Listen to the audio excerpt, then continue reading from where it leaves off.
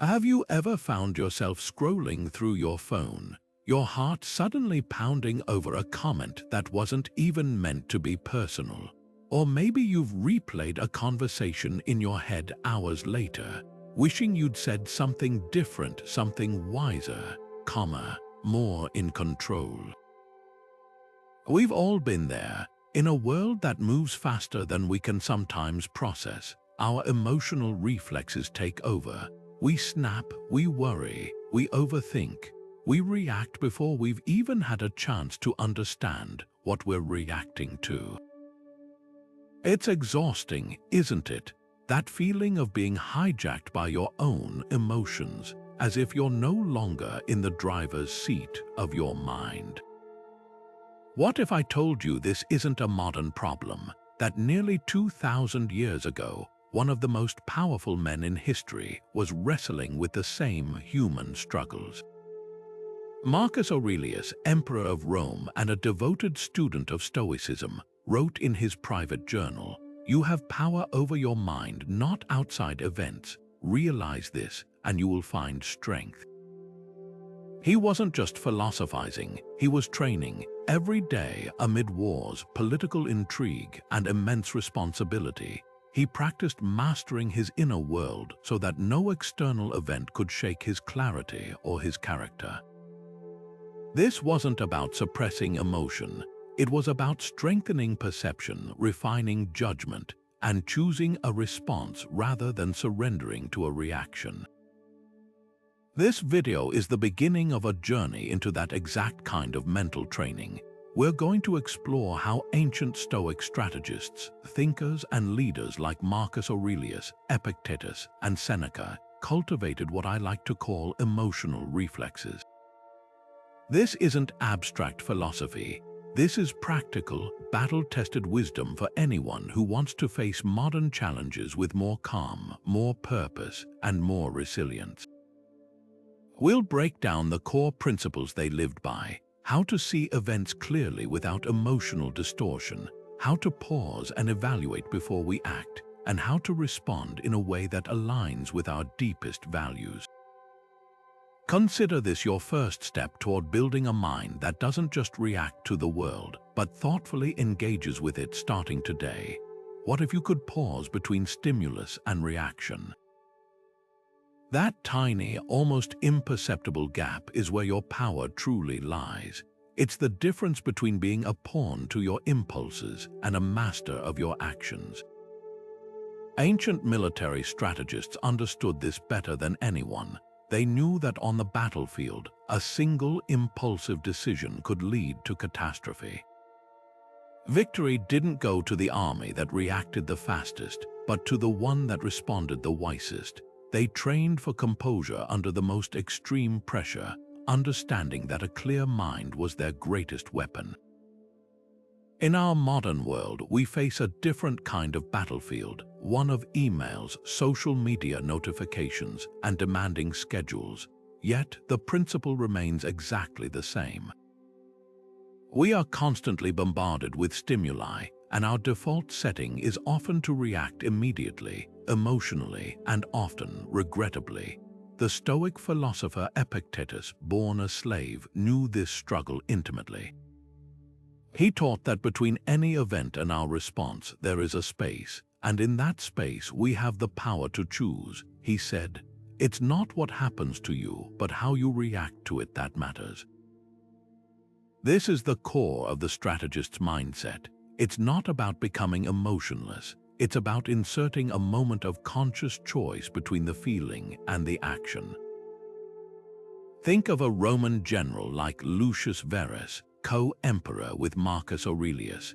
Historical accounts describe him receiving a devastating report of a sudden ambush that wiped out a forward cohort.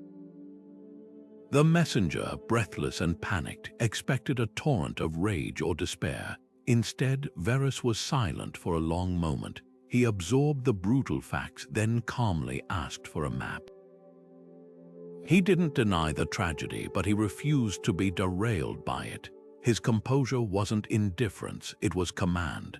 That pause allowed him to assess, adapt, and issue new orders that ultimately stabilized the front. His reaction didn't change the past event, but his response shaped everything that followed. Now, bring that into your own life. Can you recall a recent moment where you reacted impulsively? Maybe you sent a text in anger the second you read a message, or you snapped at a loved one after a frustrating day at work. In that instant, the stimulus, the words on the screen, the long day, triggered an immediate emotional explosion. There was no gap, no space for a general's calm assessment. The goal of training your emotional reflexes is to build that gap until it becomes your natural default. It's about moving from a state of constant, jittery reaction to one of mindful, strategic response. This shift transforms every challenge from a threat that controls you into a situation you have the power to manage. Stoics believed your first battle is always in your mind. Long before any external conflict even begins, the real struggle is how you choose to see what's happening around you. This is the foundational principle of Stoic perception, and it was as critical to an ancient strategist as knowing how to read a map or position troops. They trained relentlessly to strip away the layers of emotional coloring and see events for what they truly are: just events. Not good, not bad, but neutral. It is our judgments, our instant interpretations, that assign value and, in doing so, create our own emotional turmoil. A messenger bringing news isn't delivering a catastrophe, he's just delivering words.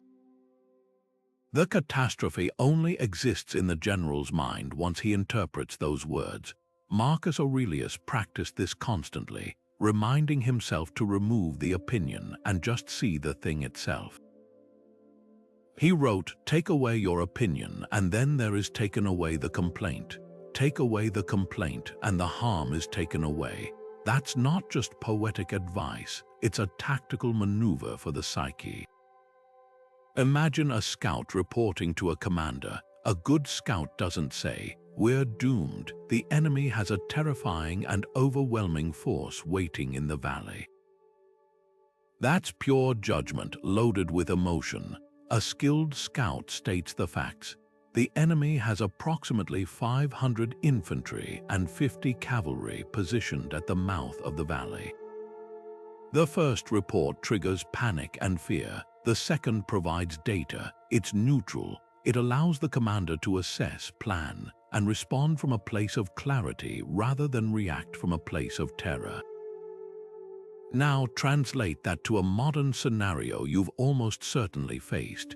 You open your email and there it is, a message from your boss with the subject line, "Feedback on your presentation." Your heart might sink, your mind instantly races. What did I do wrong? Was it terrible? Are they unhappy with me? You've already judged the email as a negative event, a threat, before you've even read a single word. That initial judgment is the battle in your mind, and you've already lost the first skirmish by assuming the worst. The Stoic approach would be to see the email for what it actually is, a collection of words on a screen. Nothing more. Opening it reveals the data. Perhaps it says, "Great overall framework. Let's discuss strengthening the data in section 2 tomorrow." The event was neutral.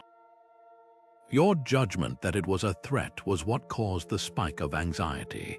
The feedback itself is simply information you can choose to use or not. This is the first line of defense in training your emotional reflexes. It's about building a habit of pausing to ask one crucial question. What are the bare facts here, separate from my story about them? The fact is your partner came home quiet and went straight to another room. The story you might tell is that they're angry with you, that you did something wrong, that the evening is ruined. The fact is your computer froze and you lost some work. The story is that the technology is out to get you, your whole day is wasted, and nothing ever goes right. The emotional charge doesn't come from the fact, it comes from the story. The ancient strategists knew that controlling the narrative in their own minds was the most important victory they could ever win. So here's a simple but powerful practice to try for just one day. Make it your mission to consciously label events as neutral. When you're stuck in traffic, say to yourself, "This is neutral, the cars are simply stopped." When you receive a question about your work, say, "This is neutral, it is a request for information." When it starts to rain before your walk, say, "This is neutral." Water is falling from the sky. It will feel strange at first, maybe even a little robotic, but that's the point. You are interrupting the automatic, emotional judgment and creating that vital space.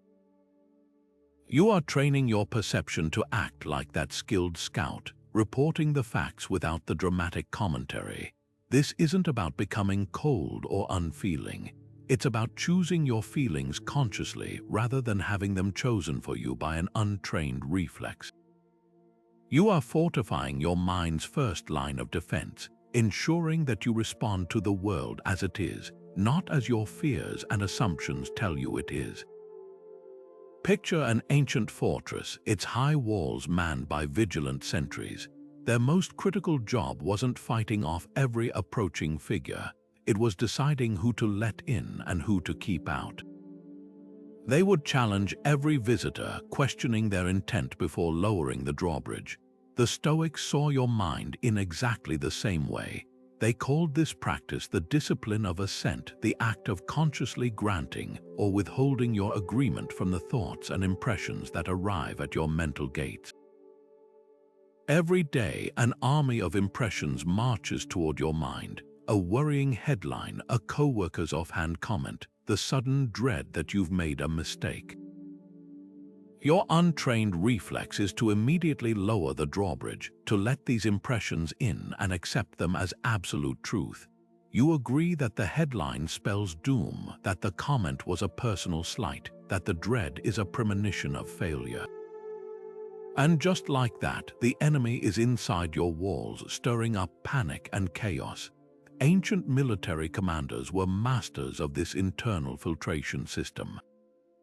In the fog of war, rumors and false reports were constant threats.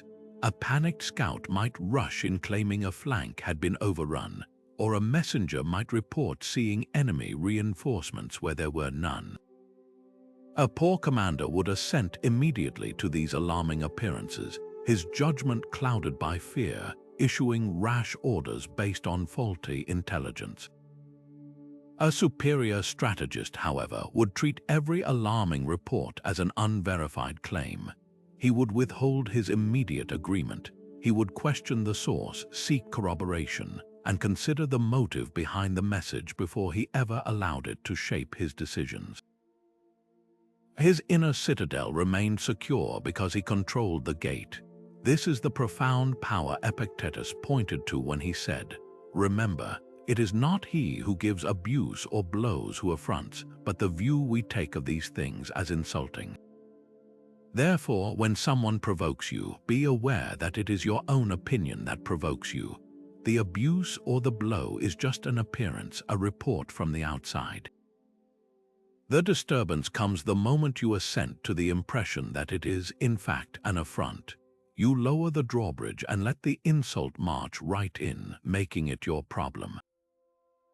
But you always have the choice to challenge it at the gate. You can say, "This person is shouting, that is the fact. My impression is that this is an insult. I will not assent to that impression until I have evaluated it."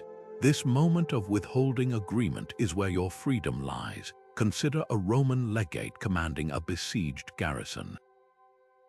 A captured enemy soldier is brought before him, claiming a massive relief force is just a day's march away and that his surrender is inevitable. The appearance is terrifying, the thought of being overwhelmed by fresh troops. The automatic assent would be despair and a loss of will to fight, but the disciplined commander withholds his agreement. He questions the source, a captive who would likely say anything to sow discord. He looks for corroboration. His own scouts have reported no signs of an approaching army. He realizes this appearance is likely a psychological tactic. By refusing to assent to the initial, distressing impression, he maintains his composure, his garrison's morale remains steady, and they successfully hold the walls. The event itself hadn't changed, but his assent, his agreement to its terrifying narrative was what he controlled. Now, bring this fortress strategy into your own modern life. What are the unverified reports you've been letting straight into your inner citadel today? Perhaps it's the automatic assumption that your friend's short text message means they're angry with you. You receive the message, feel a pang of anxiety, and immediately assent to the impression that you've done something wrong. The drawbridge comes down and worry floods in.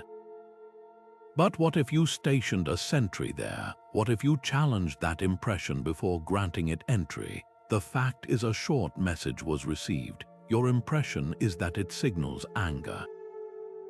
Your sentry's job is to ask for more evidence. Is there any other reason for a short message? Could they be busy, distracted, or simply not a prolific texter? By withholding your immediate agreement, you disarm the impression of its emotional power. You move from being a victim of your assumptions to the commander of your perceptions. Take a moment right now to identify one of these automatic assumptions you tend to make. Maybe it's the thought that a mistake at work will lead to catastrophe, or the assumption that a quiet room means people are upset with you. Whatever it is, give it a label. Call it the catastrophe assumption or the silent treatment story. Just giving it a name helps you recognize it when it approaches your gates. The next time you feel that familiar spike of anxiety or frustration, pause and remember your inner citadel. That feeling is the alarm bell signaling an impression is demanding entry. Your job is not to react but to question. Ask your mental sentry to challenge it. Is this thought absolutely true? What is the bare fact separate from my story? Am I granting agreement based on evidence or on fear? This simple act of questioning is the equivalent of keeping the drawbridge raised. It is the core of cognitive control, turning you from a passive receiver of impressions into an active, strategic guardian of your own peace. What if anticipating difficulty actually makes you calmer? It sounds completely counterintuitive, doesn't it? We spend so much of our energy trying to avoid thinking about what could go wrong, treating those thoughts like unwelcome intruders. But the ancient Stoics, particularly Seneca, turned this instinct on its head.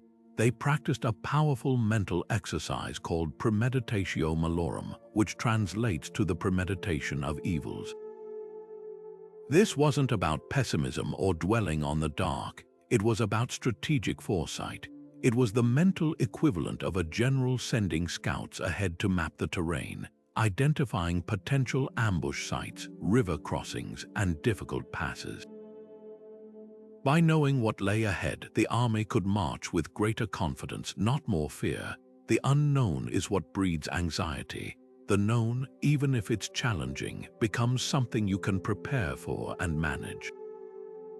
Seneca, a wealthy advisor in the turbulent court of Emperor Nero, constantly practiced this. He wrote, "He who has anticipated the coming of troubles takes away their power when they arrive." He would regularly set aside time to mentally rehearse adversity. He wouldn't just vaguely worry about losing his wealth. He would vividly imagine it being stripped away. He would picture being exiled, falling ill, or experiencing the death of loved ones. This sounds grim, but his purpose was profound. By voluntarily visiting these possibilities in his mind, he was vaccinating himself against the shock and despair if they ever actually occurred. When misfortune arrived, it wasn't a terrifying stranger. It was an expected visitor whose habits he already understood. The emotional ambush was neutralized because he had already lived through it in his imagination, and in doing so, he had built a reservoir of resilience. We perform modern versions of this all the time, and we call it preparedness. We don't conduct fire drills because we expect the building to burn down. We do it so that if the alarm ever sounds, our bodies know what to do. The panic is lessened because the path to the exit is familiar. We keep a spare tire in the car, not because we want a flat, but because we know flats happen. The frustration of the event is dramatically reduced by the simple presence of a prepared solution. Premeditatio malorum is exactly that, a fire drill for your emotions. It's the process of carrying a mental spare tire for life's inevitable flat tires. Think about a common daily challenge you might face, like an important, difficult conversation with your manager. The untrained mind might avoid thinking about it until the moment arrives, at which point anxiety spikes, words get jumbled, and the conversation doesn't go as planned. Now apply the Stoic Scout method. Well before the meeting, take a few minutes to sit quietly and visualize it. Don't just visualize it going perfectly, that's just fantasy. Scout the terrain. What are the tough questions that might be asked? Imagine your manager criticizing a specific part of your project. Feel that initial sting of defensiveness arise in your chest, and then mentally practice pausing, breathing, and responding with, "Thank you for that feedback. Can you help me understand your concerns a bit more so I can address them?" By pre-living the potential adversity, you drain it of its power to surprise you. When you walk into the actual meeting, it feels familiar. You've already navigated this rough terrain in your mind, so your emotional reflexes are calmer, your responses are more measured, and you remain in command of the situation. So here is a practical prompt to integrate this ancient strategy into your life. Tonight or tomorrow morning, choose one upcoming daily challenge. It doesn't have to be a major event. It could be your commute in heavy traffic, a potentially tense family dinner, or a task you've been procrastinating on. Close your eyes and give yourself just 2 or 3 minutes to mentally walk through it. But crucially, imagine it becoming difficult. Visualize the traffic jam, feel the impulse to lean on the horn, and then see yourself taking a deep breath and putting on a podcast instead.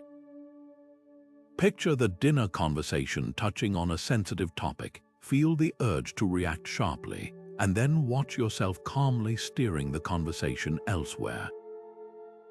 You are not attracting negative events, you are disarming them in advance. You are building emotional calluses so that when life inevitably rubs against you the wrong way, you won't be raw and reactive, but resilient and ready. Think of a Roman general standing atop a hill, surveying the entire battlefield laid out before him. From that elevated vantage point, he can see the full scope of the conflict, the positioning of his legions, the movements of the enemy, the lay of the land that will dictate his strategy. The chaos and terror experienced by the individual soldier in the thick of the fray are real. But from up here, that single skirmish is just one part of a much larger, more complex picture.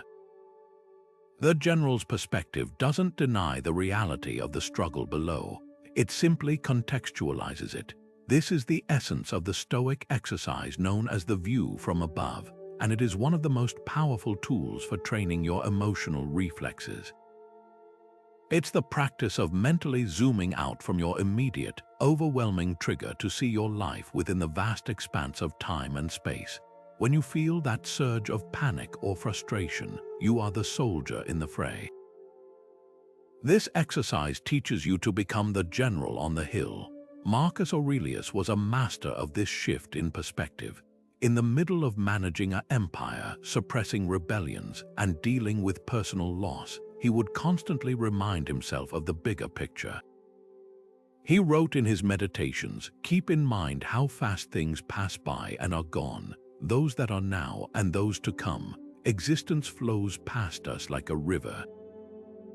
The infinite behind and the infinite ahead." He wasn't being dismissive of his problems. He was strategically realigning his focus. The petty insult from a senator, the bureaucratic delay, the bad weather slowing his march, these things shrank in significance when held against the backdrop of the cosmos and the endless sweep of time. This practice dissolves the artificial urgency we attach to our minor irritations and reminds us what truly holds weight. Now, let's bring that cosmic general's view down to our modern world. You're sitting in your car, trapped in a seemingly endless traffic jam. You're going to be late. Your grip tightens on the steering wheel, your jaw clenches, and a wave of frustration and anxiety washes over you. In this moment, you are entirely in the skirmish. The traffic jam is your entire universe. Now, consciously engage the view from above. Take a mental step back. Zoom out. See your car from 100 feet in the air, one of dozens of metal boxes in a slow-moving river of red brake lights. Zoom out further. See the city, the highways like arteries, the people in their cars all heading to their own destinations with their own worries and joys. Zoom out even more. See the planet, a spinning blue marble in the immense blackness of space. On that planet, in that country, in that city, on that highway is your car. And in that car is you, feeling stressed about being 10 minutes late. The event hasn't changed, you're still in traffic, but your perspective on it has been utterly transformed. The emotional charge is neutralized because you've seen it for what it is, a tiny, temporary hiccup in a vast and awe-inspiring existence. This works just as powerfully for social and professional stresses.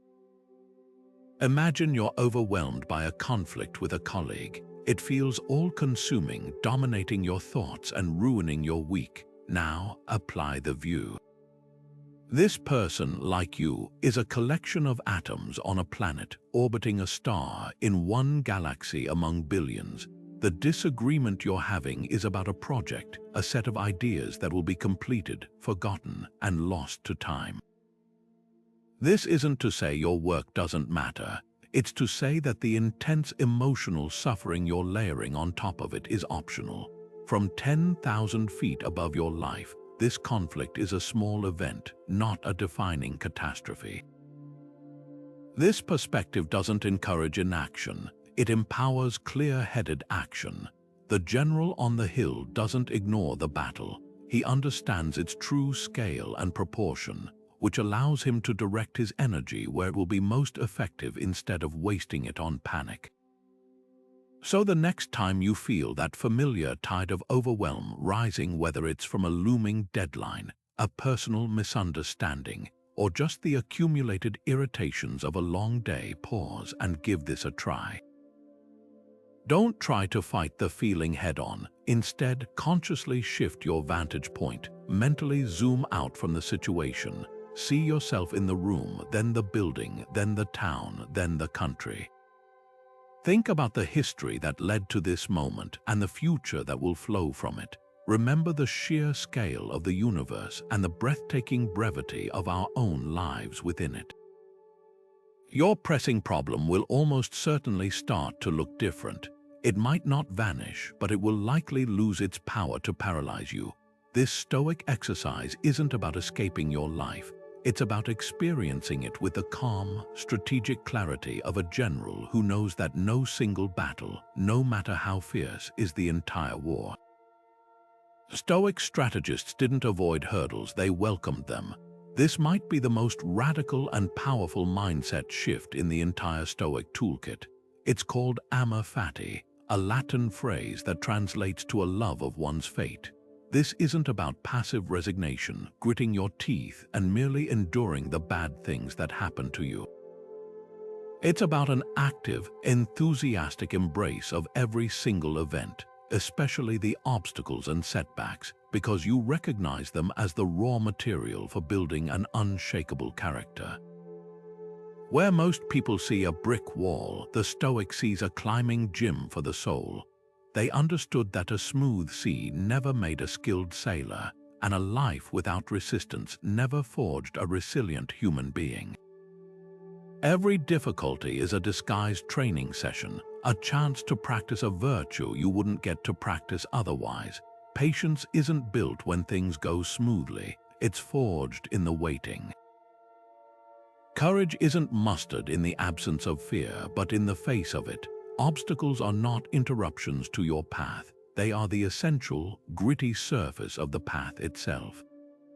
The philosopher Epictetus, who himself was born into slavery and endured a lifetime of physical hardship, framed this with incredible clarity. He said, "Do not seek for things to happen the way you want them to. Rather, wish that what happens happen the way it happens, then you will be happy." He's pointing to a profound tactical advantage here. When you stop fighting reality and instead align your will with it, you instantly regain all the energy you were wasting on resistance. Your frustration transforms into focus. Your disappointment becomes determination. You stop asking, "Why is this happening to me?" and start asking, "What can this make of me?" The event itself is neutral. Your judgment of it as a misfortune is what causes the suffering. Amor Fati is the decision to reclassify that event, to see it not as a misfortune but as mandatory training. History is filled with exemplars of this principle, but few are as striking as the Roman Emperor Marcus Aurelius himself. His reign was arguably one long, relentless series of disasters, a brutal pandemic that wiped out a significant portion of the population, constant bloody wars on the frontiers, repeated betrayals by those he trusted, and the tragic loss of several children. He could have easily collapsed under the weight of self-pity and despair. Instead, he famously wrote in his meditations, "The impediment to action advances action." What stands in the way becomes the way. He didn't just endure these trials, he used them. The plague became his material for practicing duty and compassion, personally overseeing relief efforts. The wars were his arena for practicing courage and strategic patience. The betrayals were his gym for practicing forgiveness and understanding. He loved his fate not because it was pleasant, but because it was his. It was the specific set of challenges he was given to sculpt himself into a better leader and a wiser man. He took the very things that should have broken him and used them as his weights for strength training. Now translate this from ancient battlefields and imperial palaces to your own modern life. That project that just failed at work, it's not a career-ending catastrophe. It's a live-fire exercise in resilience and analysis. It's the material you now have to practice getting feedback, learning from mistakes, and adapting your strategy. That difficult conversation you've been avoiding isn't a nightmare to be dreaded. It's a training module in courage and clear communication. Even something as mundane and frustrating as your car breaking down is an opportunity. It's a drill in patience, problem solving, and perhaps even accepting help from others. The event is the same, the raw facts are unchanged, but by choosing to love it, to welcome it as your training for the day, you completely disarm it of its power to ruin your mood or your day. You turn the obstacle into fuel. So here is your practical maneuver, your mission should you choose to accept it. Bring to mind one current problem you're facing. It could be a financial stress, a health concern, a relational tension, or a professional setback. Now, consciously reframe it using the lens of amor fati. Say to yourself, "This is not happening to me, it is happening for my training." Then, get specific. Ask yourself, what specific muscle is this difficulty asking me to flex? Is this my patience drill, my courage workout, my creativity test, my lesson in humility? By identifying the virtue you are being called to practice, you transform the problem from a passive experience you suffer into an active exercise you perform. You are no longer a victim of circumstance. You are an athlete in the gym of life, and every single weight, no matter how heavy, is there to make you stronger. This shift doesn't solve the external problem magically, but it solves the internal one, the suffering, immediately. It puts you back in command, ready to use whatever happens as fuel for your growth. How does a general speak to his troops in the midst of a crisis? He doesn't stand before them and scream that they're all going to die, that they're foolish for getting into this mess, or that they're not good enough to win. That would shatter morale and guarantee defeat. Instead, he speaks with clarity, firmness, and a focus on the next right move. He acknowledges the difficulty but reinforces their training and their capability to meet it. He is their external voice of reason and courage. Now, turn that exact question inward. How do you speak to yourself when you're under pressure? For most of us, our inner general is often absent, replaced by a panicked, critical, and downright cruel inner critic. The Stoics understood that this internal dialogue, what the Greeks called your dialogos, is not just background noise. It is the running commentary that either fortifies your inner citadel or tears it down from the inside. Mastering this self-talk was a non-negotiable part of their mental training, because they knew the words you use in your own mind directly command your emotions and, by extension, your actions. Ancient Stoics like Marcus Aurelius were intensely mindful of this internal conversation. They practiced a form of mindful self-address, especially during moments of stress or temptation. They weren't trying to eliminate the inner voice, they were striving to become its wise and compassionate commander. Marcus Aurelius's personal journal, which we know as Meditations, is essentially a record of this very practice.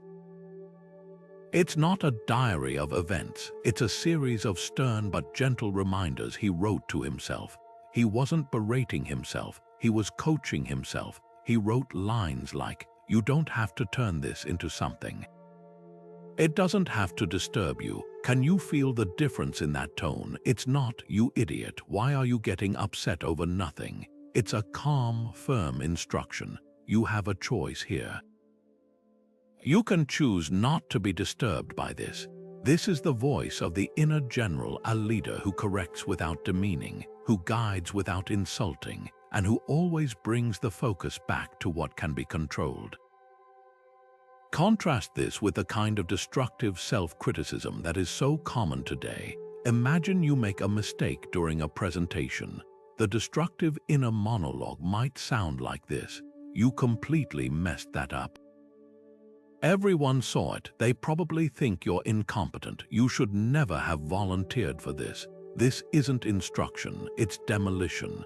It floods your system with shame and anxiety, making it harder to recover and finish strong.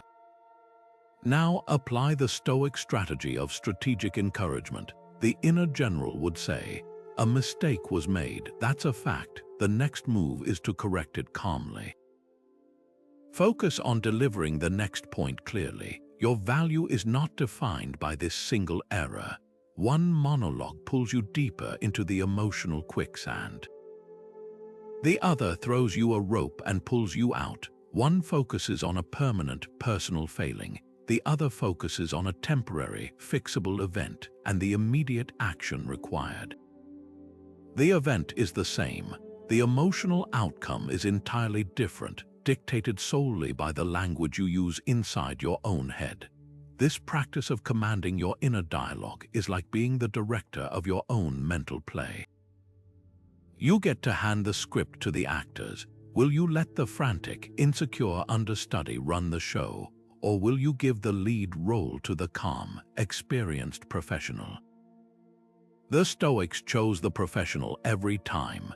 Epictetus, who focused intensely on the discipline of assent, would remind his students that it's not events that disturb us, but the judgments we attach to them. Your inner dialogue is the engine of those judgments. When you say to yourself, "This is a disaster," your body and mind believe it and react accordingly. When you consciously change the script to, "This is a challenge that requires my focus," you change your entire physiological and psychological response. Your mission, should you choose to accept it, is to become a silent auditor of your own mind for just one day. You don't need to change anything immediately. Just listen, carry a small notepad in your pocket or use your phone's notes app, and whenever you feel a spike of stress, frustration, or anxiety, take a moment to jot down the exact words your inner voice was using. You might be shocked at what you find. Are you your own worst critic, using language you would never dare use with a friend? Are you catastrophizing, using words like always and never? Are you personalizing, assuming negative events are all your fault? This audit isn't about judgment, it's about gathering intelligence. You are scouting the current terrain of your own mind. Once you have the data, you can begin the real work of gentle correction, of rewriting the script line by line, replacing the panicked cries of the soldier with the steady, strategic commands of the general. Your emotional reflexes wait on your every word. It's time to choose them wisely. Apathy isn't numbness, it's clarity. This is one of the most misunderstood concepts from ancient Stoicism, and getting it right is absolutely essential for training your emotional reflexes. The word itself might sound like our modern apathy, suggesting a cold, disconnected indifference to the world. But for the Stoic strategist, apathy was something entirely different and far more powerful. It was the state of mind achieved when you are no longer ruled by disruptive, chaotic passions, the Greek word pathos referring to those unhealthy, irrational emotions that cloud judgment. This isn't about feeling nothing. It's about not being hijacked by your feelings. It's the cultivated calm of a seasoned leader who remains fully engaged and compassionate, yet whose decisions are not dictated by panic, greed, fear, or rage. They feel the situation deeply, but their center of gravity remains unshaken. Seneca, who advised the volatile Emperor Nero, lived this principle daily. He wrote extensively about achieving tranquility, not by escaping the world's chaos, but by finding an inner citadel of peace within it. He said, "The mind must be made independent of the external world. It must be made to understand that what others fear or desire for us is not to be feared or desired." His point was that tranquility comes from a correct understanding of what is truly good and bad, which for the Stoics is solely our own virtue and vice, our choices and judgments. Everything else, the praise, the blame, the losses, the windfalls, are merely external events indifferent to our character. Apatheia is the profound clarity that emerges when you stop confusing external events with internal worth. It's the mental state that allows a commander to make a tactical retreat to save his army, unswayed by the pathos of shame or the foolish desire for a glorious but doomed last stand. Consider the focused intensity of a surgeon in the operating room. They are not indifferent to their patient. On the contrary, they are deeply invested in a successful outcome. They feel the weight of the life in their hands, but if they were to become overwhelmed by that emotion, if they were to operate from a place of panic, fear of failure, or even overexcitement, their hand would tremble, their focus would fracture, and the results could be catastrophic. Their training is designed to cultivate a form of modern apatheia. They learn to acknowledge the emotional gravity of the situation without letting it dictate their next move. They create a space of profound mental clarity where their skill, knowledge, and training can operate unimpeded by the storm of potential feelings. The heart monitor's frantic beep is just data, not a trigger for panic. A sudden complication is a problem to be solved, not a reason to despair. This is the battle-tested calm we're striving for, not the absence of feeling, but the mastery of it. This stoic equanimity is what separates a reactive life from a responsive one. When you are ruled by pathos, your world is a constant roller coaster. A compliment sends you soaring, a criticism crushes you, a traffic jam ruins your hour, and a missed opportunity feels like a permanent condemnation. You are at the mercy of every passing event. Practicing apatheia is the process of stepping off that roller coaster and onto solid ground. You begin to experience events without being emotionally defined by them. You can receive bad news, feel the initial sting, and then turn your attention to the next right action instead of spiraling into despair. You can receive praise, enjoy its warmth momentarily, and then return to your work without letting it inflate your ego or make you dependent on external validation. Your internal weather becomes stable, predictable, and calm, regardless of the storms happening outside. So here is a simple but profound practice to begin building this clarity. For the next 24 hours, make it your mission to simply notice. Don't try to change anything or judge yourself. Just become a quiet observer of your own emotional weather patterns. Your prompt is to catch yourself in those moments when a strong emotion begins to cloud your judgment. When you feel that surge of anger in a disagreement, just pause and mentally note, anger is present. When anxiety about an upcoming deadline tightens your chest, note, anxiety is here. When you feel the pull of envy scrolling through social media, note, there is envy. This practice of naming the emotion does something remarkable. It creates a tiny sliver of space between you and the feeling. You are not the anger, you are the one observing the anger. You are not the anxiety, you are the one who is aware of the anxiety. In that space, that moment of simple, non-judgmental noticing, lies the seed of apathy. You are beginning the fundamental work of disentangling your core self from the temporary storms of passion, building the unshakable calm of the truly battle-tested. In ancient warfare, communication wasn't instant. A general's order would be carried by a runner or a rider, taking precious minutes or even hours to reach a distant commander on the flank. That built-in delay was not a weakness, it was a critical feature of the system. It prevented a leader from issuing a second, contradictory command based on a fleeting impulse before the first had even been executed. It forced a necessary space between the initial thought and the final action. The Stoics built this exact same principle into their mental operating system. They recognized that our most damaging emotional reflexes are often the fastest, and that our greatest power lies in intentionally inserting a delay, a cognitive braking system, between the spark of an impulse and the fuel of an action. This is the practice of hitting your mental pause button. Epictetus, who understood better than most how quickly a rash action could change a life, championed this power of deliberate delay. He advised his students, if you are told that such a one speaks ill of you, do not make excuses about what is said of you, but answer, he does not know my other faults, else he would not have mentioned only these. His response is brilliant not just for its humility, but for its timing. It isn't the first thing that pops into your head when you hear you've been criticized. The immediate impulse is usually defensiveness, anger, or a sharp retort. Epictetus is teaching us to insert a gap between that initial, raw impulse and our chosen reply. In that gap, we can access our wisdom, our humor, and our perspective. We can choose a response that aligns with our character, rather than surrendering to a reaction that dismantles it.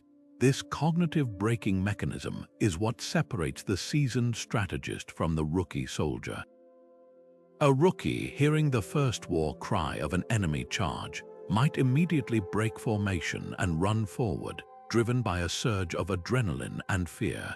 This single impulsive move could weaken the entire line. The veteran centurion, however, feels the same surge of adrenaline but has trained himself to pause. He holds his position for 3 crucial seconds.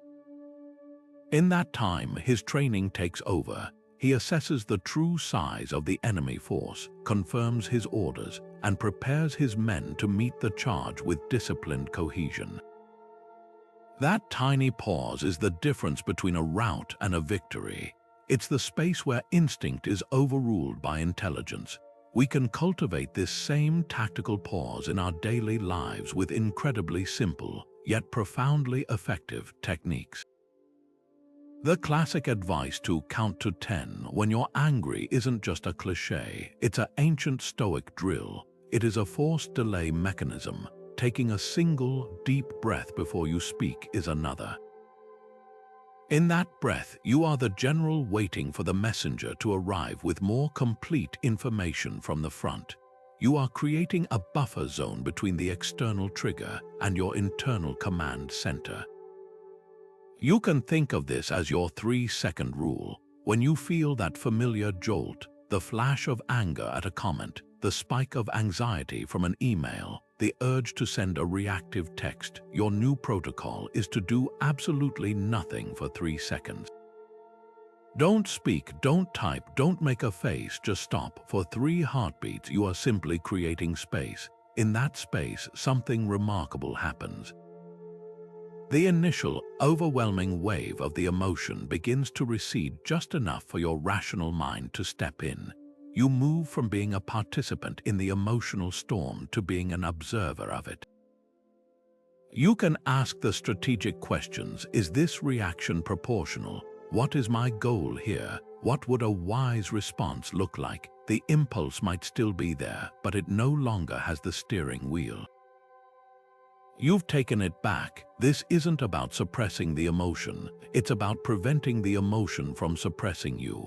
It's the practice of ensuring your actions are chosen, not accidental.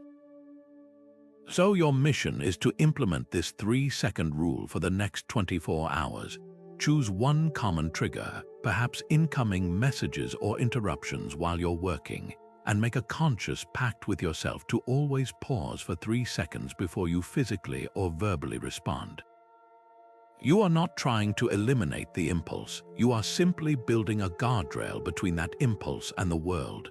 You are training your emotional reflexes to have a built-in delay, giving your inner general the time to issue the right orders. Think of the most skilled scout in a general's army returning from a mission to report what he's seen. He doesn't come back and say, "The terrain ahead is terrifying and impassable." That would be a value judgment, an opinion layered on top of the facts. A superior scout states only the observable data. The path narrows to 3 feet wide for 200 yards with a 500-foot drop on the eastern side. The first report injects fear and emotion into the command tent. The second provides pure, usable intelligence. This is the essence of Stoic objective judgment, and it is a mental discipline that directly targets the root of our emotional suffering. It is the practice of training yourself to see the world as that scout does, not as you fear it might be, or as you wish it were, but simply as it is, stripped bare of all the adjectives, interpretations, and alarmist commentary your mind automatically adds. Marcus Aurelius dedicated his life to this practice, and he articulated its power with stunning clarity. He wrote in his Meditations, "If you are pained by any external thing, it is not this thing that disturbs you, but your own judgment about it. And it is in your power to wipe out that judgment now. Let's break that down, because it's arguably one of the most liberating ideas in all of Stoic thought. The external event itself is neutral. It has no inherent emotional charge. The pain, the disturbance, the anxiety, they are not in the event. They are created the moment you apply a judgment to it. You take the raw data and you label it bad, unfair, catastrophic, or insulting. That label is the source of your distress. Objective judgment is the tool you use to wipe that label clean, to see the event in its pure, uninterpreted form. The event remains, but your suffering around it vanishes because you have stopped creating it. Let's apply this to a situation you've almost certainly experienced. Your close friend usually texts you back quickly, but this time 12 hours have passed and you've heard nothing. The raw, objective facts are these: a message was sent, a reply has not yet been received. That is the scout's report, neutral, data. Now, observe what the untrained mind does. It instantly layers a judgment, a story, onto those bare facts. The story says, "They are ignoring me. I must have said something wrong. They're angry with me. This friendship is fading." this story feels absolutely real, and it generates a whirlwind of anxiety, sadness, and maybe even resentment. But notice, the story is not the fact. The story is a fiction you have authored based on incomplete information. Objective judgment calls you back to the facts.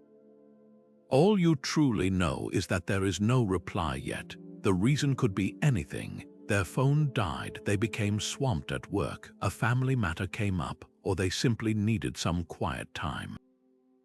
By stubbornly refusing to go beyond the facts, you short-circuit the entire cycle of emotional distress before it can even begin. You deal with the reality of the situation instead of the nightmare of your imagination. This practice is like a superpower for your decision-making. When you see a situation clearly, without the fog of your own emotional judgments, your choices become more precise, effective, and aligned with your actual goals. A leader who judges a setback as a catastrophic failure will make panicked, desperate decisions. A leader who sees the same setback as a loss of 20% of our supplies in the southern depot can calmly allocate resources, adjust timelines, and solve the actual problem. One is reacting to a monster of their own creation. The other is responding to a manageable set of circumstances.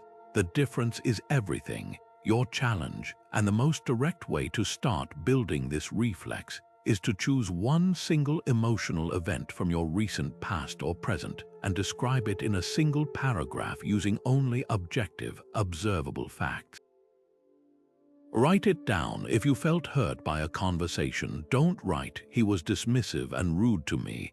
That's a judgment. Instead, write the facts. "He spoke for 45 seconds without pausing. When I started to speak, he looked at his watch. His sentence began with the words, 'Well, actually.'" If you're anxious about a work project, don't write, "This presentation is going to be a disaster." Write the facts. The presentation is 20 slides long. 3 slides currently have placeholder text. It is scheduled for 10 a.m. tomorrow. This exercise forces your brain out of the emotional storytelling mode and into the calm, observational mode of the scout. You are not denying your feelings. You are simply choosing to build your understanding on the solid foundation of reality first. The feelings will often change on their own when you stop feeding them with judgments. You are learning to see the world as it is, and in that clear vision you find a profound and unshakable calm. A Roman legionary on a long march knew the critical importance of his pack. Every unnecessary item, an extra blanket, a second cooking pot, a decorative piece of armor, was dead weight, slowing him down, sapping his strength, and making him vulnerable. Before setting out, a wise soldier would ruthlessly examine his load, discarding anything that didn't serve his core mission of mobility and endurance. The Stoics applied this exact same principle of strategic minimalism not to their physical gear, but to the contents of their own minds. They practiced a profound art of emotional subtraction, learning to identify and discard the redundant, automatic reactions that drain our energy and slow our progress through life. This isn't about becoming empty or detached. It's about achieving a state of focused lightness by carrying only what you truly need for the journey. Seneca, who witnessed the exhausting drama of Nero's court, saw this wasteful expenditure of emotional energy everywhere. He offered brilliantly practical advice. We suffer more often in imagination than in reality. With that single sentence, he points to the vast amount of emotional weight we add to our own packs that has no basis in actual events. We imagine a future confrontation and pre-live the anger. We replay a past slight and re-feel the hurt. We hear a rumor and instantly shoulder the anxiety. These are the non-essential items, the unnecessary troubles we choose to carry. They are not forced upon us by events. They are manufactured in the workshops of our own minds through misapplied judgment and undisciplined imagination. The art of subtraction is the process of stopping this manufacturing at the source. Nowhere is this modern parallel more vivid than in our relationship with the digital world. Think of your phone as a constant supply train, endlessly delivering new potential weights to add to your pack throughout the day. You open a social media app and see a post you disagree with strongly. The untrained reflex is to immediately engage, to type out a heated reply, to argue, to correct, to condemn. You are now carrying that person's opinion, your reaction to it, and the anxiety of the impending conflict. You have voluntarily added several pounds of emotional weight to your load. The Stoic strategist, however, sees that same post and recognizes it for what is information presented by a stranger on a screen. It requires no emotional investment. It is not a threat to their core mission of inner peace. They can simply observe it, decide it is non-essential to their well-being, and scroll past, leaving their pack just as light as it was before. They have subtracted a potential reaction, conserving their energy for the things they can actually control and that truly matter. This practice goes far beyond ignoring online negativity. It's about auditing every single emotional expenditure you make. That urge to constantly check your work email after hours, what emotional weight does that add? It adds the anxiety of potential problems when you should be resting. The habit of comparing your life to the curated highlights of others on social media, that adds the heavy burden of envy and inadequacy. The tendency to obsess over a minor criticism you received, turning it over in your mind again and again, that adds the crushing weight of self-doubt. Each of these is an optional item you are choosing to pack. The art of subtraction asks a simple but radical question. Does this thought, this habit, this reaction serve my peace and my purpose? If the answer is no, you have the power to leave it behind. Your mission this week is to conduct a thorough audit of your own emotional pack. Set aside 10 minutes of quiet time and make a short list. Identify one single emotional weight you are ready to discard. Be specific. It might be the compulsion to read the comment sections on news articles. It could be the mental rehearsal of a grievance with a family member that you know leads nowhere. It might be the automatic panic you feel when your manager's name appears on your screen. Choose just one, then for the next 7 days, your only task is to practice not picking it up. When the trigger appears, the notification, the thought, the name, you consciously acknowledge its presence and then you make the active choice to let it pass. You are not fighting it, you are simply refusing to add it to your load. Each time you succeed, you will feel a little lighter, a little freer, and a little more mobile. You are learning that the greatest strategic advantage in life isn't always about what you add to your arsenal, but about what you have the wisdom to leave behind. A Roman general surveying a battlefield knows with absolute certainty that his time to make decisions is finite. The sun will set, the enemy will attack, opportunities will be lost. This is not a morbid thought, but a strategic one. It sharpens his focus, clarifies his priorities, and eliminates any tolerance for wasted energy on trivial concerns. He operates with a profound awareness of life's brevity, not as a source of fear, but as the ultimate tool for creating urgency and intentionality. This is the heart of the Stoic practice known as Memento Mori, the remembrance of death. Far from being a dark or depressing exercise, it was considered by the ancients to be the most powerful focusing tool for the mind, a way to instantly vaporize petty frustrations and align your daily actions with what is truly significant. Marcus Aurelius, who faced his own mortality amidst plague and war, constantly returned to this theme to ground himself. He wrote, "You could leave life right now." Let that determine what you do and say and think. Notice the framing. He isn't saying, "You will die someday, so be sad." He is issuing a command to himself. You could die at any moment, so act accordingly.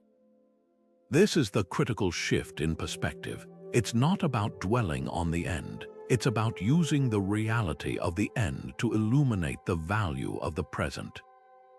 It forces a simple but devastatingly effective question. Does this thing I'm worrying about right now actually matter in the grand scheme of my limited time? For the vast majority of our daily irritations, the answer is a resounding no. Consider how this plays out in the modern theater of our lives. You're standing in a long, slow-moving line at the grocery store. Your shoulders are tense, you're sighing audibly, checking your watch, mentally composing a complaint to the manager. This minor inconvenience has taken complete control of your emotional state. Now apply the Memento Mori lens. Bring to mind the simple, undeniable fact that your time on earth is limited and precious.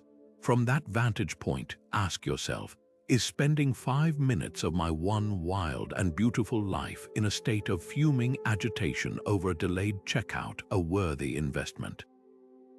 The absurdity of it becomes immediately clear. The frustration doesn't just lessen, it evaporates. It is exposed for what it is: a complete waste of your most non-renewable resource, time.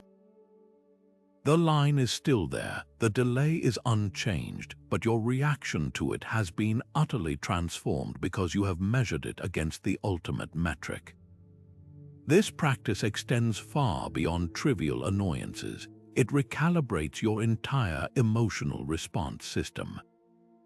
That heated argument with a loved one over a forgotten chore, how does it look when viewed through the lens of your final days? The bitter jealousy you feel over a colleague's promotion, does it hold its shape when held against the vastness of a life? The fear of embarrassment that stops you from trying something new, does it seem like a rational barrier when you remember you won't get a second chance to play this game? Memento Mori doesn't tell you to avoid conflict or abandon ambition. It simply asks you to invest your emotional energy only in those things that are worthy of it, that align with your deepest values, and that you would not regret spending your last moments on. So I want to leave you with a question to sit with, not as a morbid exercise, but as a strategic one for your soul. If you were to receive the news that you had 1 month left to live, how would your reactions to the world change?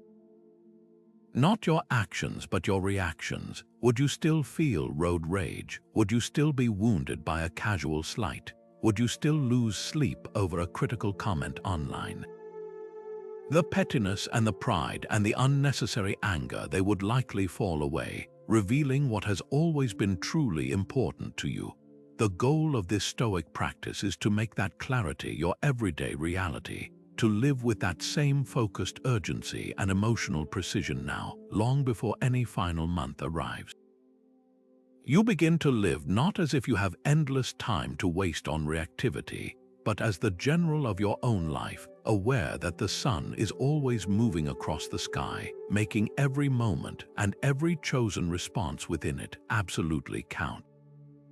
The greatest military commanders in history understood a profound paradox. To lead effectively, you had to care deeply for your troops without allowing that care to compromise your judgment or emotional stability. A general who felt nothing for the soldiers under his command would be a monster, blind to their needs and unable to inspire loyalty. But a general who became emotionally overwhelmed by every loss, who took each individual wound as a personal blow, would be paralyzed by grief, unable to make the difficult decisions required for the survival of the whole.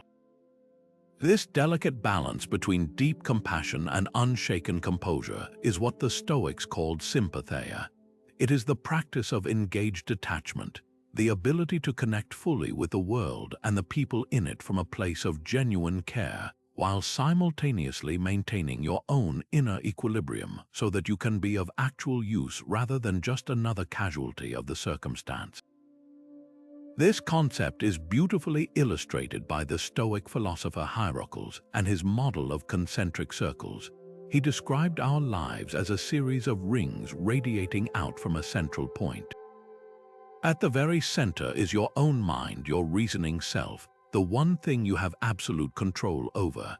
The next circle out is your immediate family, then extended family, then local community, your country, and finally all of humanity.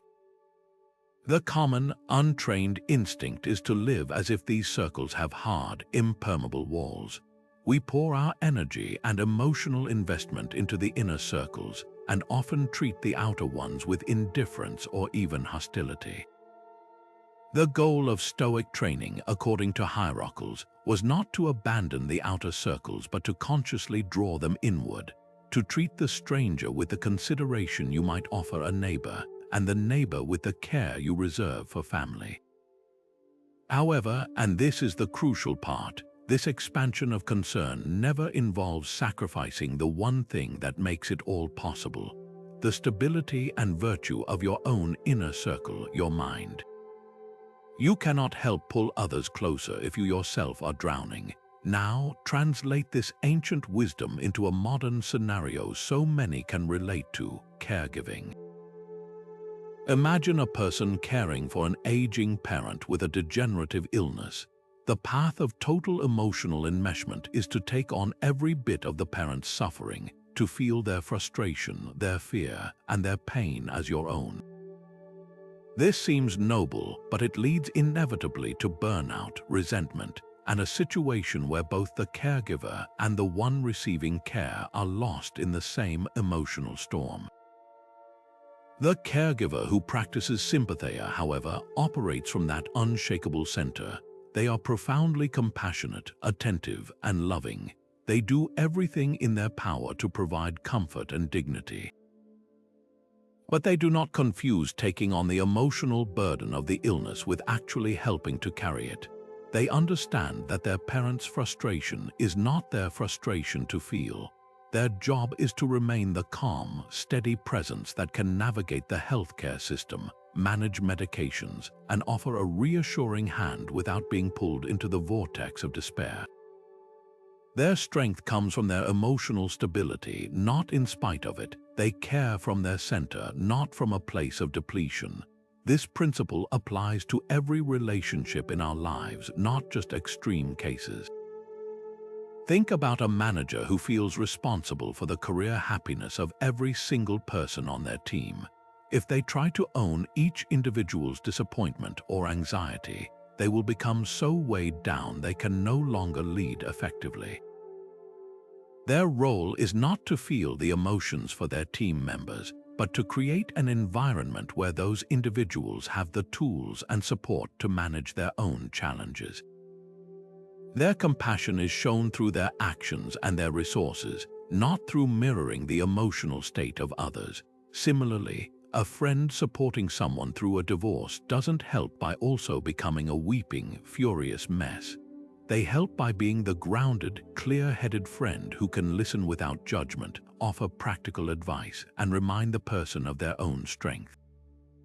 Sympatheia is the difference between empathy, feeling with someone, and compassion, wanting to alleviate suffering from a place of strength. So, let's bring this home in a very practical way. Bring to mind one relationship in your own life where you feel your emotional boundaries are porous, where you often find yourself taking on the other person's mood, anxiety, or problems as your own. It might be with a family member who often leans on you for support, a friend who is going through a tough time, or even a colleague who constantly vents their frustrations. Now consider hierarchical circles. Your job is not to build a higher wall between you. It is to strengthen the center of your own circle, your mind, so you can be present and compassionate without being overwhelmed. The next time you engage with this person, make a conscious effort to be an anchor, not a mirror. Listen deeply, offer your support, but internally remind yourself, their emotional weather is not my weather. I can provide shelter without getting wet. This isn't cold. It is the only sustainable way to truly be there for anyone over the long haul. It is how you connect without losing the one thing that makes connection possible: you. Every elite military unit, from the Roman legions to modern special forces, understands a non-negotiable truth. You cannot wait for the chaos of battle to build your resilience. You build it in advance through relentless, often uncomfortable training drills. You run with a heavy pack until your legs burn. You train in the driving rain and the blistering cold. You practice operating on minimal sleep. This isn't punishment, it's preparation. It's the deliberate process of making the difficult feel familiar, so that when true adversity strikes, your mind and body are already conditioned to handle it. The Stoics took this principle from the battlefield and applied it directly to the cultivation of an unshakable mind. They called it voluntary discomfort, the intentional and periodic practice of seeking out mild hardship to inoculate yourself against the shock of unforeseen hardship.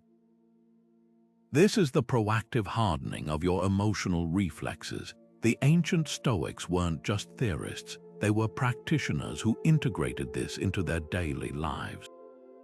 The Roman statesman Cato the Younger, a figure renowned for his ironclad integrity and Stoic virtues, was a famous exemplar of this. He didn't just preach self-discipline, he lived it in ways that seemed extreme to his contemporaries.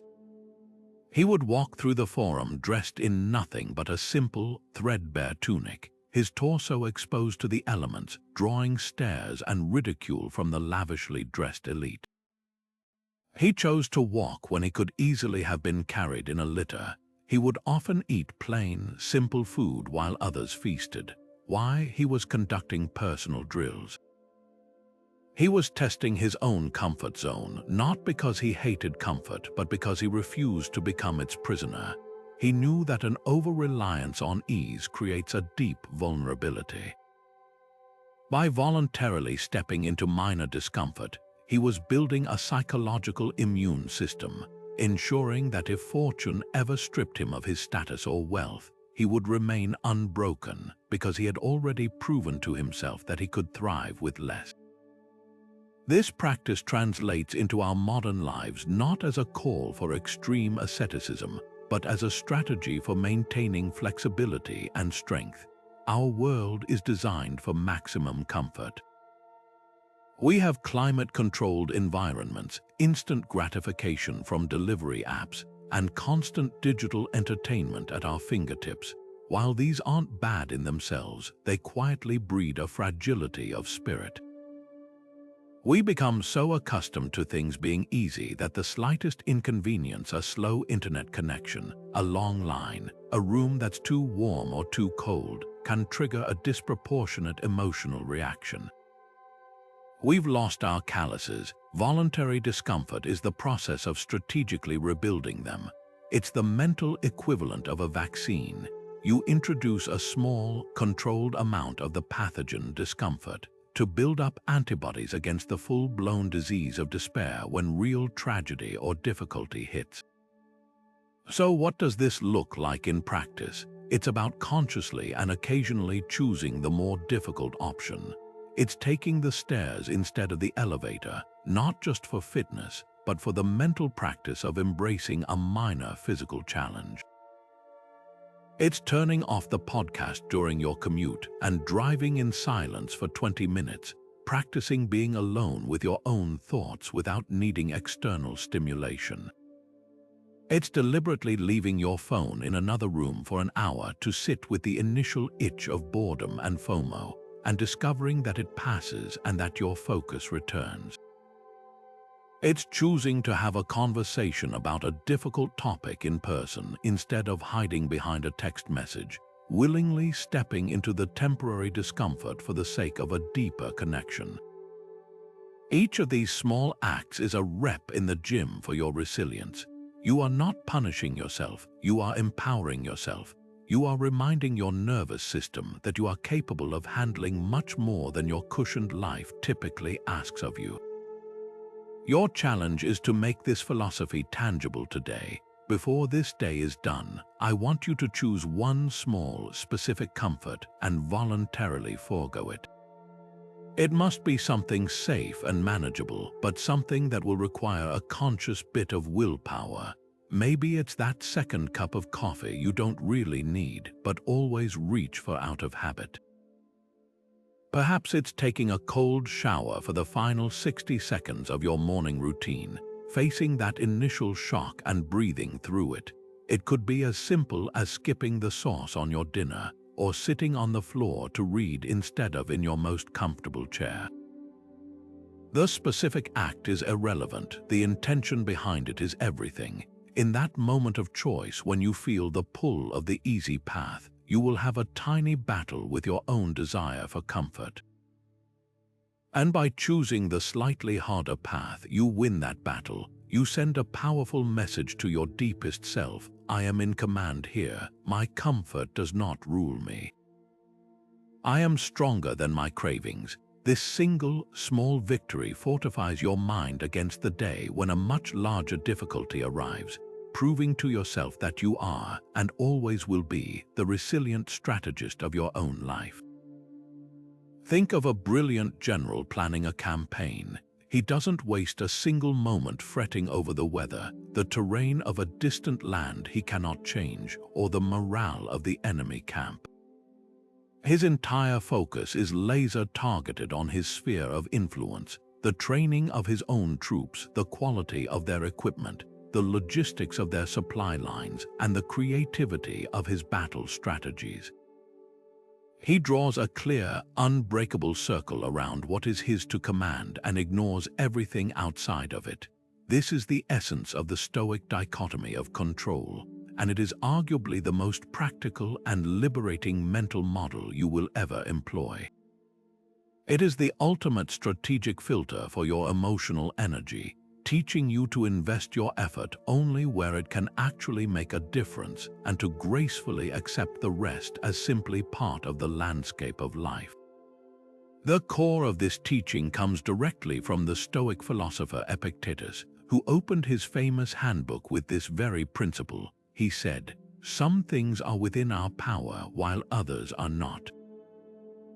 Within our power are opinion, motivation, desire, aversion, and, in a word, whatever is of our own doing. Not within our power are our body, our property, our reputation, our office, and, in a word, whatever is not of our own doing.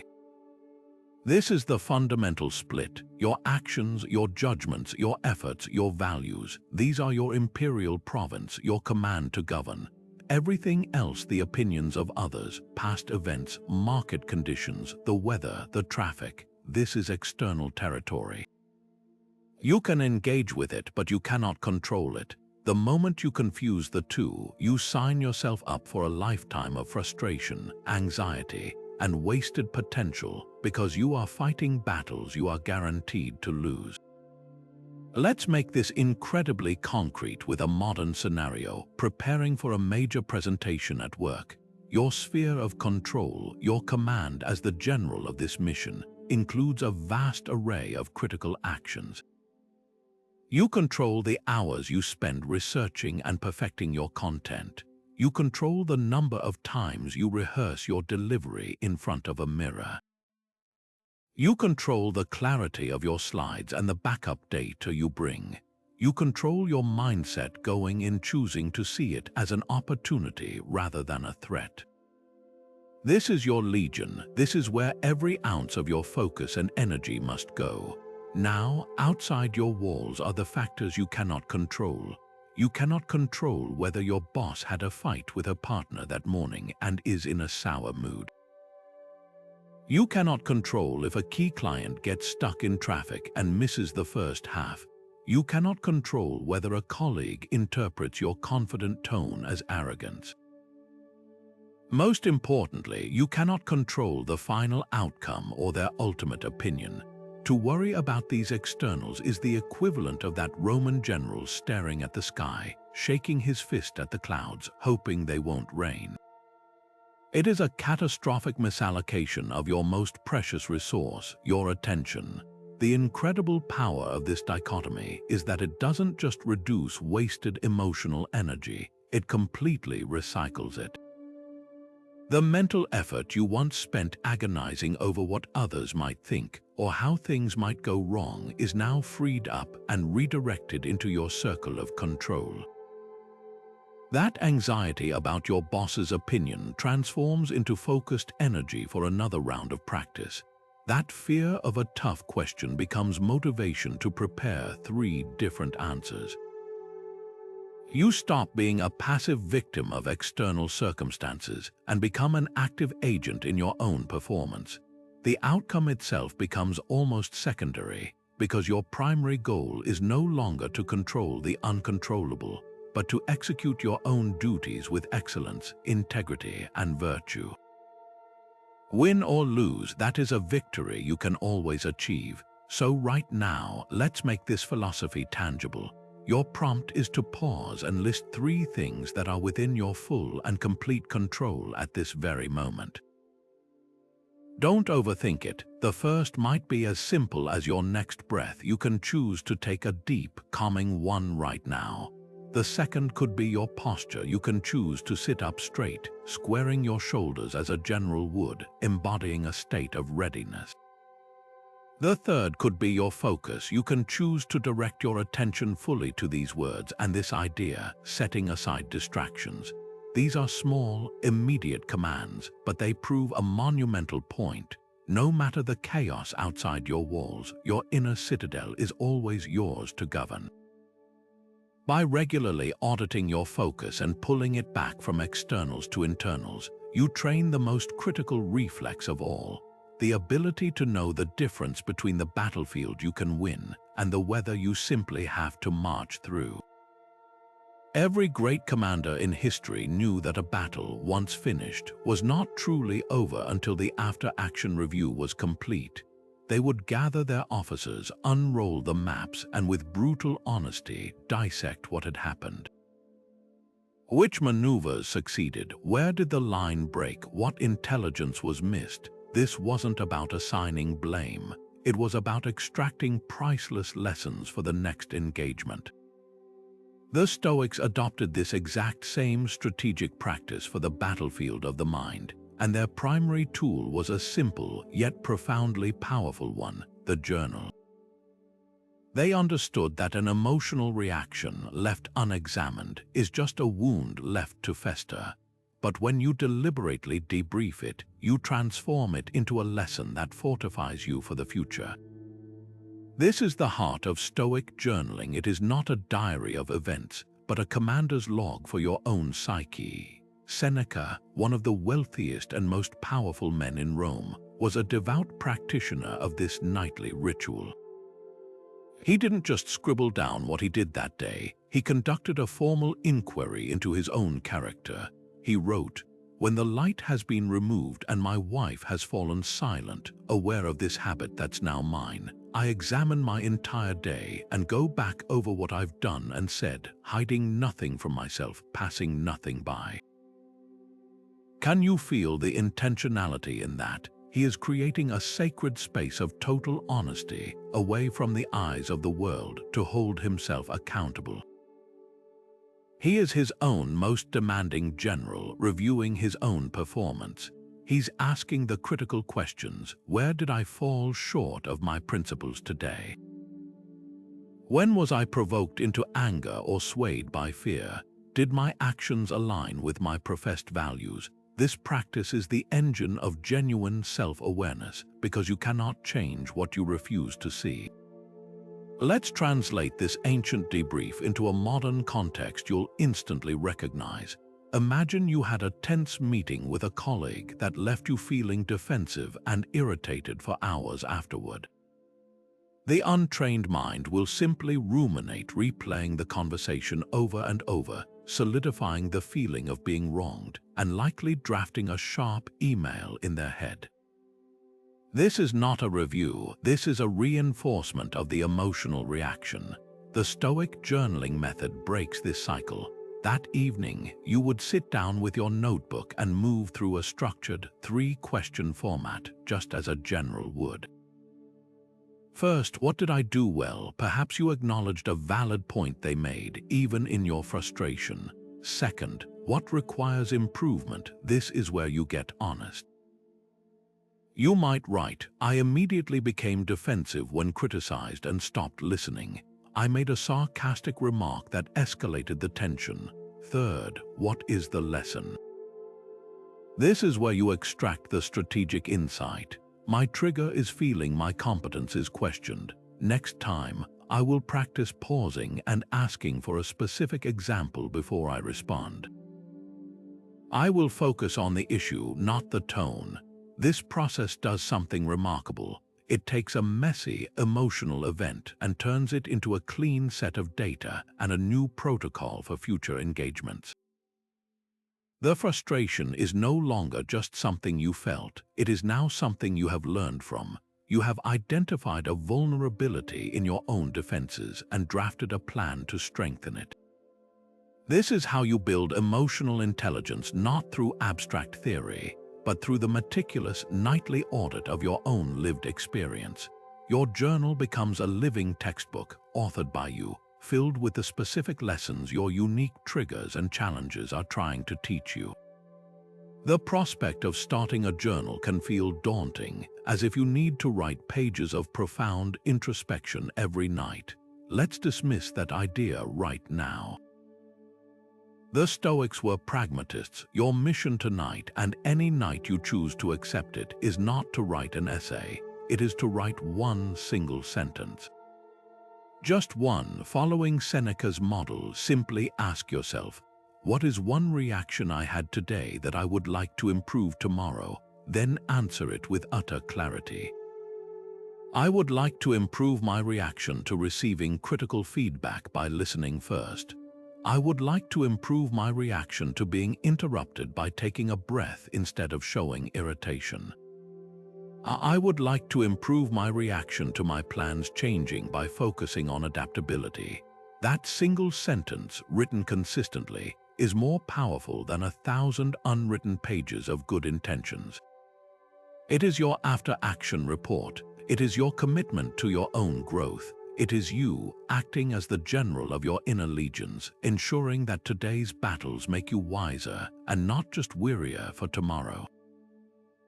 Picture your mind as the vast, open sky and your thoughts as nothing more than clouds drifting through it. Some are dark and stormy, others are light and wispy, but not a single one is permanent. They don't define the sky, they simply pass through it. This is the essence of cognitive distancing, a powerful Stoic technique that allows you to step back from your own thinking and simply observe it, rather than being swept away by it. It's the mental skill of becoming the sky, not the cloud. The ancient strategists understood that in the heat of the moment, you cannot always stop a troubling thought from arising, any more than a general can prevent the enemy from moving. But what you can control is your relationship to that thought. You can choose not to engage it in battle, but to simply watch it from a place of calm detachment, understanding that it will eventually move on of its own accord. This practice of creating space between your core self and your temporary mental weather is perfectly captured by Marcus Aurelius. He wrote, "The mind is the ruler of the soul. It should remain unstirred by the movements of the flesh, gentle or violent. It should separate itself from them and confine them to their proper parts. And when they rise up to the mind in virtue of that other sympathy, as is natural in a unified organism, you should not try to resist the sensation which is natural. But the mind should not add the judgment that it is good or bad." He's pointing to a profound distinction here. The initial sensation, the flash of anger, the pang of jealousy, the surge of fear, might be automatic, a natural part of being human. But the judgment that follows, the story we tell ourselves about what that sensation means, is where we claim our power. Cognitive distancing is the tool we use to prevent that automatic judgment from taking over. Let's make this incredibly practical with a scenario you've likely faced. You're driving and another car suddenly cuts you off. The initial biological reaction is a jolt of adrenaline, your body's natural fight or flight response. That is the sensation. The untrained mind immediately grabs onto that sensation and builds a story around it. That idiot, how dare he? He could have caused an accident. People are so reckless, this story fuels the emotion, turning a jolt of adrenaline into a full-blown storm of rage. You might honk your horn, yell, or make a gesture. You have become the storm cloud, completely identified with the anger. Now, apply cognitive distancing. The car cuts you off. You feel the same jolt of adrenaline. But instead of latching onto it, you simply notice it. You say to yourself, there is a feeling of anger. There is a thought that this driver is inconsiderate. You are now the sky, observing the cloud. The feeling is still there, but it doesn't own you. You can feel the physical tension without needing to act on it. You can choose to simply let the car go, take a deep breath, and return your focus to the road. The event was the same. The emotional outcome was entirely different. This is the strategic advantage the Stoics were cultivating. A scout watching enemy movements from a hidden ridge doesn't panic when he sees a battalion on the move. He doesn't run down and try to fight them single-handedly. He quietly observes, takes notes on their numbers and direction, and reports back to the general. He remains separate from the action, which allows him to provide clear, life-saving intelligence. Your thoughts and emotions are like that battalion. When you identify with them completely, you are the soldier in the chaotic melee. When you practice cognitive distancing, you become the scout on the ridge. You can observe the thought, "I am a failure," without believing it to be a permanent truth. You can see it for what it is, a passing mental event, perhaps triggered by a specific setback, but not the definition of your entire being. Your mission today is to begin training this scout-like awareness. Choose one single emotion that you experience frequently. It could be frustration, anxiety, impatience, or even excitement. Your task is not to change the emotion or judge it as good or bad. Your only job is to practice naming it silently and neutrally as it arises. The next time you feel that familiar tension in a meeting, simply note to yourself, "Frustration is here." When you're waiting in a long line and feel your shoulders tightening, mentally whisper, "This is impatience." By giving the emotion a simple, factual label, you are actively creating that crucial distance. You are not saying, "I am frustrated," which is a statement of identity. You are saying, "Frustration is present," which is an observation of a temporary state. This subtle shift in language inside your mind is how you build the habit of detachment. It is how you learn to watch the clouds of thought and emotion drift across the sky of your awareness without feeling the need to control the weather, trusting that every storm, without exception, will eventually pass. Even the most brilliant battle plan rarely survives first contact with the enemy completely intact. A sudden storm, an unexpected flanking maneuver, a supply line cut. The seasoned commander knows that the map is not the territory, and that reality will always have the final say. This is why ancient strategists always operated with a built-in flexibility, a mental contingency plan for when the world refused to cooperate with their carefully laid designs. The Stoics formalized this strategic humility into a powerful mental habit they called the reserve clause, known in Latin as the exceptio. In practice, it was the simple act of adding two words to any plan or ambition, fate permitting.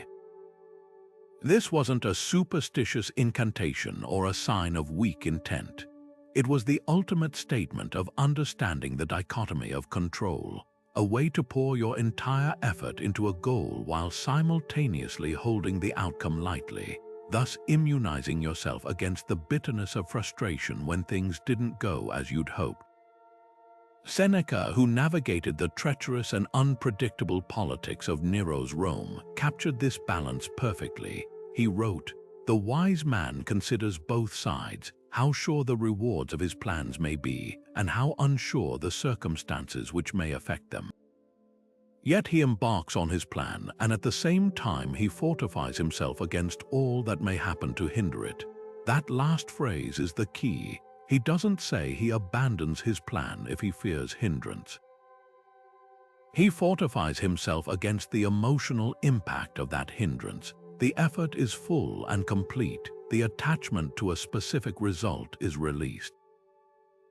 You work as if everything depends on you, while understanding that the final outcome depends on a million factors outside your command. This mental posture prevents the crash of disappointment because you have already pre-accepted that the path may twist and turn. Let's bring this out of the ancient world and into a deeply relatable modern struggle, the job application process. You find a role that seems perfect. You spend hours tailoring your resume and crafting a compelling cover letter. You research the company, practice for the interview, and send it off with a surge of hope and anticipation. The untrained mind now clings to a single desired outcome, an offer. It has attached its sense of worth and success to this one specific result. Days turn into weeks with no response. The rejection email finally arrives. The emotional crash is significant dejection, self-doubt, a feeling of personal failure. Now replay the same scenario with the Stoic reserve clause activated from the very beginning. You do the exact same work, the perfect resume, the stellar cover letter, but as you hit send, you consciously add the silent caveat, fate permitting. You acknowledge that you have done your part with excellence, but the final decision rests with a hiring manager you've never met, competing against candidates you don't know, based on needs you can't fully understand. The outcome is now one possibility among many. If the offer comes, it is a welcome event. If the rejection comes, it is not a personal indictment. It is simply fate not permitting this particular path at this time. Your effort was never wasted because it was an expression of your virtue, your diligence and professionalism. The outcome is just information. This practice transforms ambition from a brittle, fragile thing into something flexible and resilient. It's the difference between a tall, rigid oak tree that snaps in a strong wind and a willow that bends and sways, its roots still firmly intact. The rigid planner stakes everything on one version of the future and is shattered when a different version arrives. The strategic Stoic, using the reserve clause, invests in the process itself, knowing that while they cannot control the wind, they can always control the set of their sails. This isn't about expecting failure. It's about being prepared for any result, which in turn allows you to engage with your goals more freely and with far less anxiety. So your practical mission is to bring this ancient strategist's tool into your life right now. Bring to mind one current plan or goal you're actively working toward. It might be a fitness target, a creative project you hope to finish, a trip you want to take, or a difficult conversation you need to have. Now, consciously and deliberately, add the mental reserve clause to it. Articulate it clearly to yourself.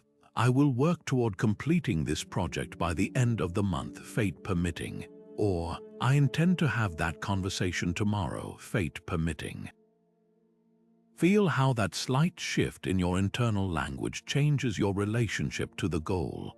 It doesn't diminish your drive, it liberates it from the weight of absolute requirement. It creates a space for life to happen without it feeling like a personal affront when it does. You are still the general, still drawing up the battle plans, but you are now also acknowledging that there is a whole world of variables outside your command tent.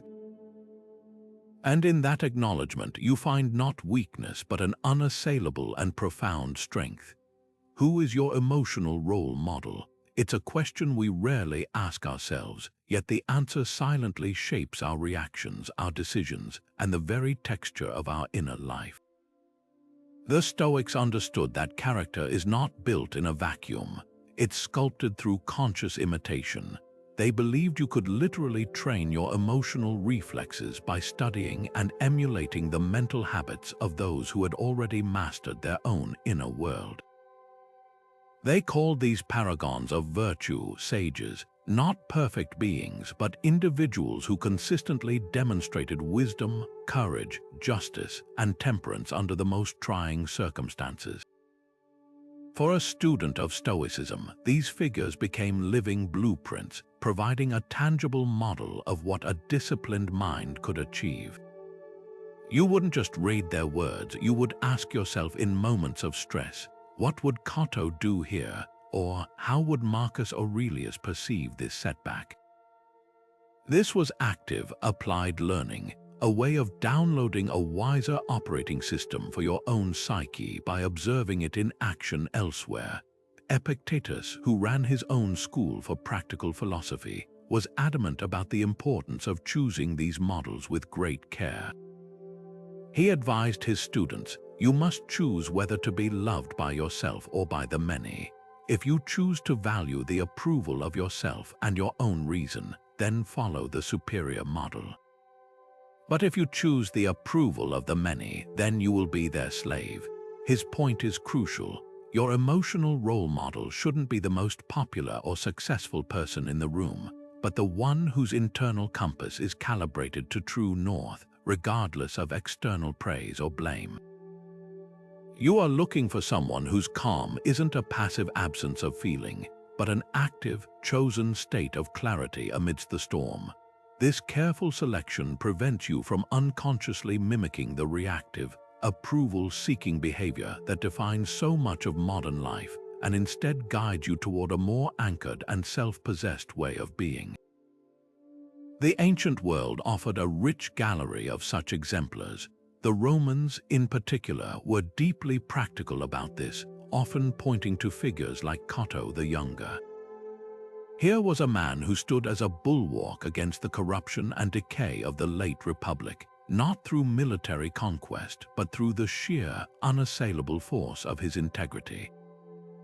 Stories abound of him walking through the forum in simple, humble dress while his peers wore lavish silks, or of his refusal to engage in the political flattery that was standard practice. He wasn't trying to be difficult, he was demonstrating a complete independence from external validation. For a Roman Stoic, Cato was a masterclass in the discipline of desire, showing that your sense of worth could be so internally generated that the opinions of others literally could not sway you. Then there was Socrates, the grandfather of the entire Stoic tradition, who chose to drink hemlock rather than betray his philosophical principles. He demonstrated that some truths are more valuable than life itself, and that a clear conscience is the only possession that ultimately matters. By modeling these figures, ancient students weren't just memorizing dates, they were rehearsing a posture toward life itself. This practice is just as vital and perhaps even more accessible today.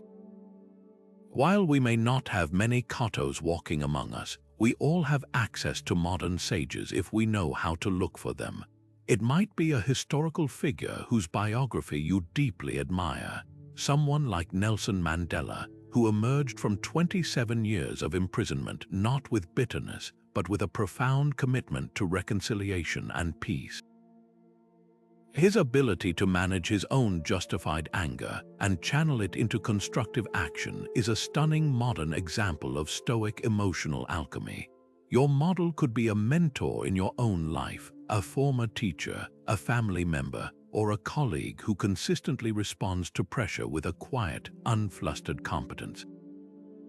Notice how they speak when criticized. Observe how they carry themselves when a plan falls apart. Do they blame others, or do they focus on the next right step? This isn't about putting them on a pedestal, but about reverse engineering their emotional process. What internal dialogue must they be having to produce such external calm? You are studying the output to understand the machinery. The key is to move from passive admiration to active emulation in small, manageable ways. It's not about making grand, life-altering gestures overnight. It's about the micro choices. If your chosen exemplar is a figure known for their patience, and you find yourself growing irritated in a long line, that is your training moment. Pause and ask, how would they occupy this waiting time? Would they be on their phone frantically scrolling, or would they simply stand in quiet observation? If your model is known for their courage in speaking difficult truths, and you are faced with a conversation you'd rather avoid, ask, how would they approach this? With blunt force or with gentle, unwavering honesty? You are not trying to become that person. You are using their hypothesized response as a template to expand your own range of possible reactions beyond your initial, untrained impulse. So let's make this tangible right now. Your prompt is to identify one single person, either from history or from your own life, whose quality of calm composure you find genuinely inspiring. It doesn't have to be a famous philosopher. It could be a grandparent who endured hardship with quiet grace, a fictional character who remains poised under pressure, or a public figure known for their dignity. Once you have that person in mind, take it one step further. Choose one specific, recurring situation in your own life where you tend to lose your composure. Maybe it's getting critical feedback, being stuck in traffic, or dealing with a demanding person. Now craft a simple mental script. Decide in advance. The next time I am in that situation, I will take a breath and ask myself, what would my exemplar's name do next? This simple act of pre-commitment installs a new piece of mental software. It gives your emotional reflexes a wiser, more stable guide to follow, ensuring that you are not just reacting to the world, but consciously shaping your response in the image of the character you most wish to become. For the ancient alchemists, the ultimate quest was the transformation of base lead into precious, radiant gold. They believed that within the dull, common metal lay the potential for something magnificent, if only one knew the right process to unlock it. The Stoic philosophy of amor fati operates on a remarkably similar principle, but instead of transforming physical elements, its magic works on the events of our lives. It teaches us that within every obstacle, every setback, and every piece of difficult news, there is a hidden potential for growth, a kernel of advantage waiting to be discovered. The barrier itself is the raw material. Your perspective and your response are the alchemical process that turns it into fuel. History's most brilliant strategists were masters of this form of alchemy. They understood that a straightforward path with no resistance might be easy, but it rarely leads to innovation or true strength.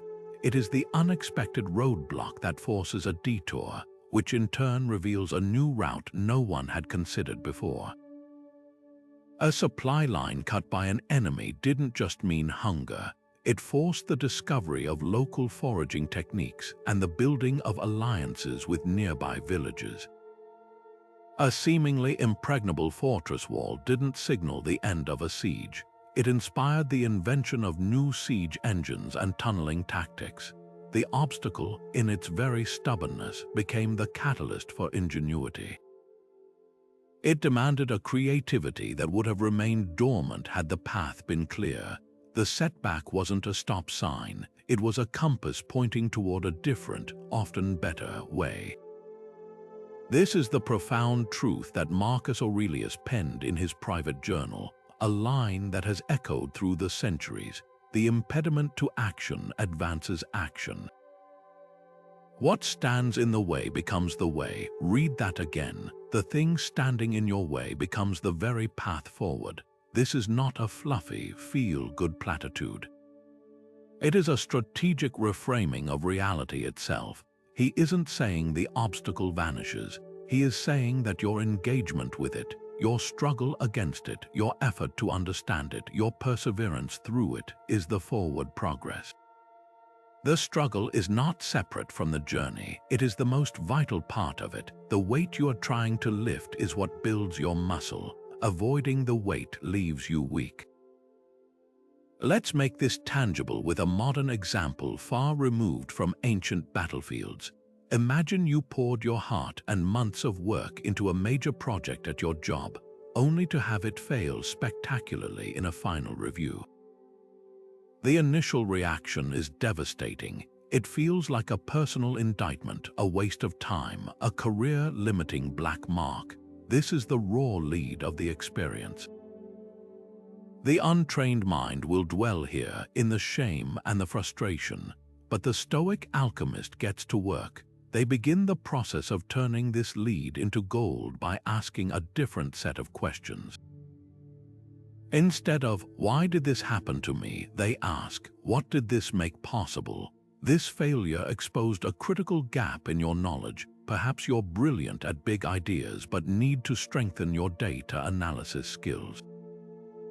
That gap is now a clear, undeniable target for your personal development.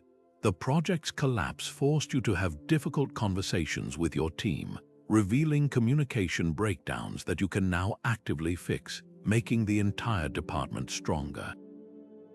The very fact that you survived this very public failure proves to you that you are more resilient than you knew. The gold you walk away with isn't a successful project. It's sharper skills, stronger relationships, and proven resilience assets that are far more valuable in the long run than one single victory would have been. The obstacle, the failure, became the way. It became the precise training program you needed, even though you never would have chosen it for yourself. This is the active, empowering practice of amor fati. It is not about passively accepting difficulty. It is about aggressively mining it for its hidden value. Your mission is to perform this alchemy on your own life, right now. Bring to mind one current obstacle that feels heavy, immovable, and frustrating. It could be a financial constraint, a health issue, a difficult relationship, or a professional plateau. Now, consciously and deliberately reframe it. Challenge yourself to identify at least one way this barrier is secretly acting as your fuel. Is this tight budget forcing you to become more creative and resourceful with your hobbies, thereby unlocking a new skill? Is this health challenge teaching you a deeper level of patience and listening to your body's needs? Is this difficult person in your life showing you exactly where your boundaries need to be strengthened, giving you a clear map for your own personal growth? The obstacle hasn't changed, but your relationship to it has undergone a radical transformation. You are no longer its victim. You are its alchemist, holding the lead in your hands and beginning the deliberate, powerful work of turning it into gold. Imagine two archers standing side by side on a training field. The first archer is frantic, firing arrows in every direction, at distant clouds, at passing birds, at targets on other people's ranges. Each shot is fueled by a desperate want for whatever catches his eye in the moment. He exhausts himself, his quiver is quickly empty, and he is left with nothing to show but frustration and fatigue. The second archer stands perfectly still. She observes the wind, feels the weight of her bow, and selects a single, clear target that is squarely within her range. Her aim is calm, her release is precise, and her arrow finds its mark. This is the fundamental difference between undisciplined wanting and strategic aiming. The first archer is ruled by every passing whim. The second is guided by a trained desire, focusing only on what is both worthy and within her power to achieve. This is the heart of the Stoic discipline of desire, and it is the master key to unlocking a profound and lasting emotional stability. The chaotic archer is a perfect picture of our modern world. We are surrounded by a constant barrage of messages designed to inflame our desires for things that are not ours and may never be. Social media convinces us we should want a different body, a more exotic vacation, a more photogenic life. Advertising sells us on the idea that happiness lives in the next purchase, the newer model, the bigger house. This is undisciplined wanting on a societal scale, and it creates a permanent state of low-grade emotional turmoil. We are constantly in a state of lack, of feeling that we are not enough and do not have enough, because our desires are pointed at a horizon that forever recedes as we approach it. We are firing our emotional energy at targets we cannot hope to hit, and we wonder why we so often feel anxious, depleted, and deeply dissatisfied. Epictetus, who began his life as a slave and understood the pain of wanting what was out of reach, diagnosed this human suffering with stunning accuracy. He said, "He is a wise man who does not grieve for the things which he has not, but rejoices for those which he has." But he also went much deeper, getting to the very root of the problem. We suffer not from the events in our lives, but from our judgments about them, and in particular from wanting what is not ours to have. That last phrase is the critical insight. The suffering isn't in the not having, it's in the wanting of what isn't ours. It's the act of aiming our deepest yearnings at things that are outside our control, other people's approval, a specific outcome, a particular possession. We chain our inner peace to external events, and then we are shocked when we are constantly jerked around by the whims of fortune. Contrast this frantic wanting with the profound contentment of strategic aiming, of desires aligned with nature and virtue.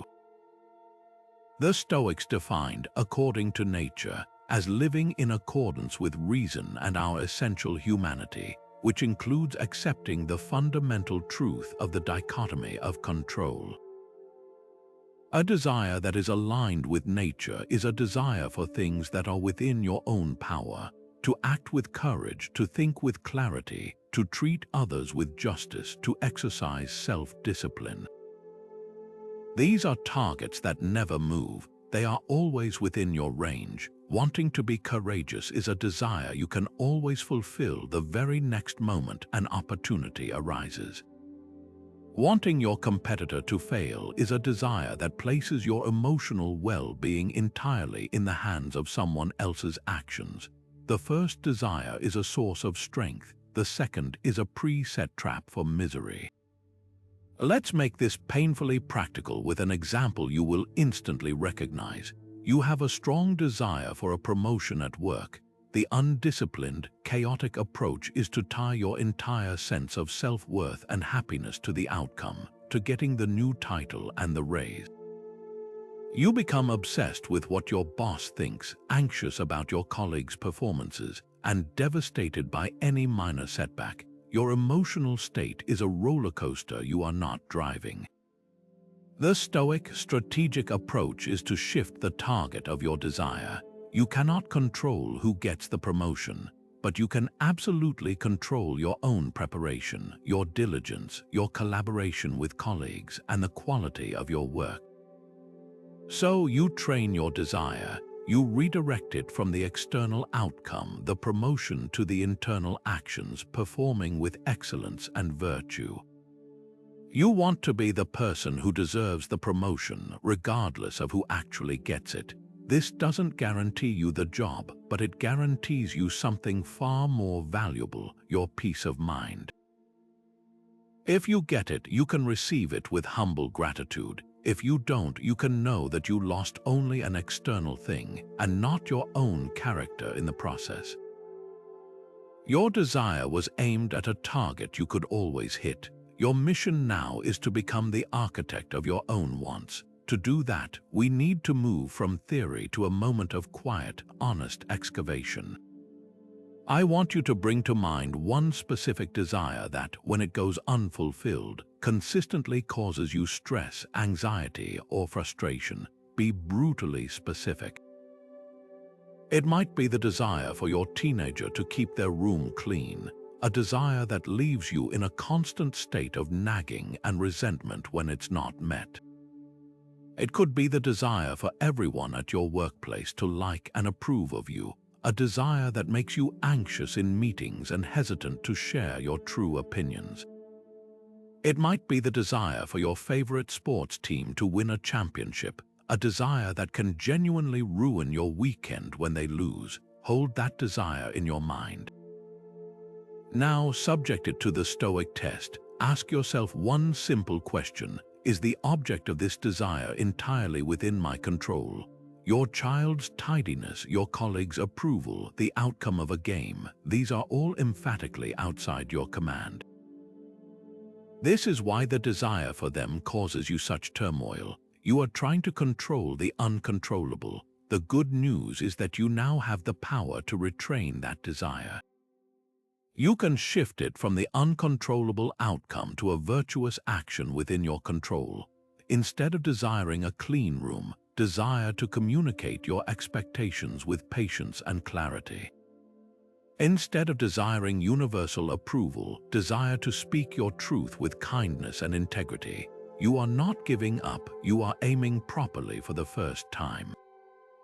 You are trading a guaranteed source of suffering for a guaranteed source of strength.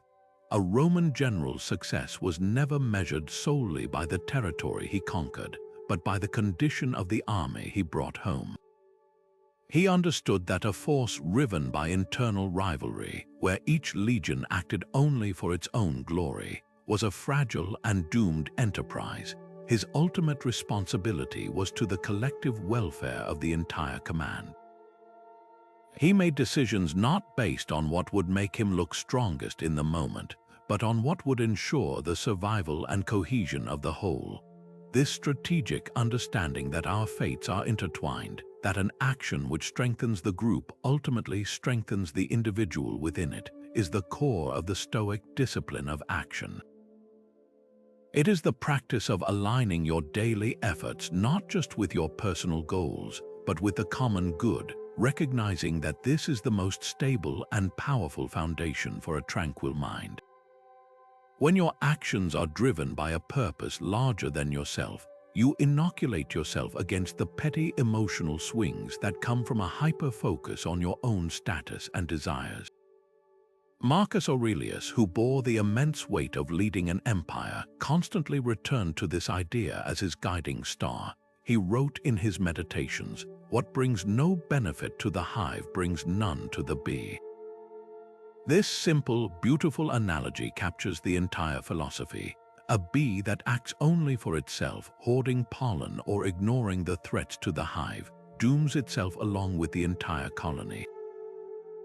Its individual prosperity is inextricably linked to the health of the whole.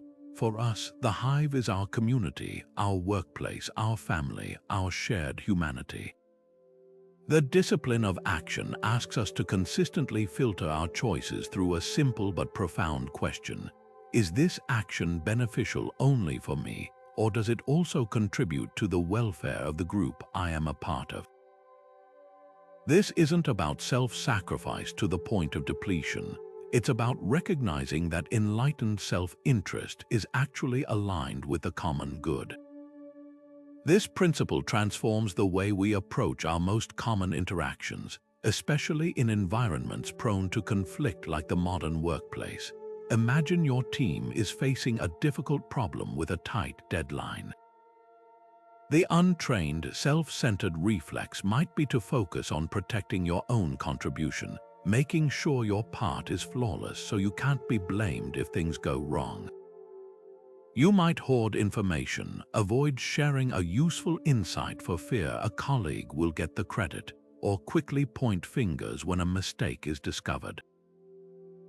This approach might seem like it safeguards your individual standing, but it creates a climate of suspicion and fragility. Every interaction becomes a potential threat, a zero-sum game where someone must win and someone must lose. This is an incredibly unstable and emotionally draining way to operate, constantly keeping your defenses up. Now, apply the discipline of action. The same difficult problem arises. Instead of asking, "How can I protect myself?" you consciously shift to the general's mindset and ask, "What action would serve the entire team right now?" This might mean openly sharing a piece of information that isn't strictly yours to share because it could help someone else solve a critical piece of the puzzle. It could involve calling out a potential risk in the plan without worrying about being the bearer of bad news, because protecting the project protects everyone. It might even mean volunteering to take on a tedious but necessary task that no one wants, simply because it needs to be done for the group to succeed. When you make these choices, something remarkable happens to your emotional state. The anxiety of self-preservation melts away, replaced by the calm focus of purposeful contribution. You are no longer a solitary soldier worried about your own skin. You are a committed member of a unit working toward a shared objective. Your personal success becomes a natural byproduct of the team's success, not something you have to claw for at others' expense. This practice extends far beyond professional settings into the very fabric of daily life. Holding a door for a stranger, letting a car merge in heavy traffic, patiently helping a child with their homework instead of rushing through it. These are all micro-applications of the discipline of action. They are small, conscious decisions to prioritize a smooth and benevolent collective existence over a frantic, self-centered rush. Each time you choose the collaborative, generous path, you are not just being nice, you are actively strengthening your own emotional resilience.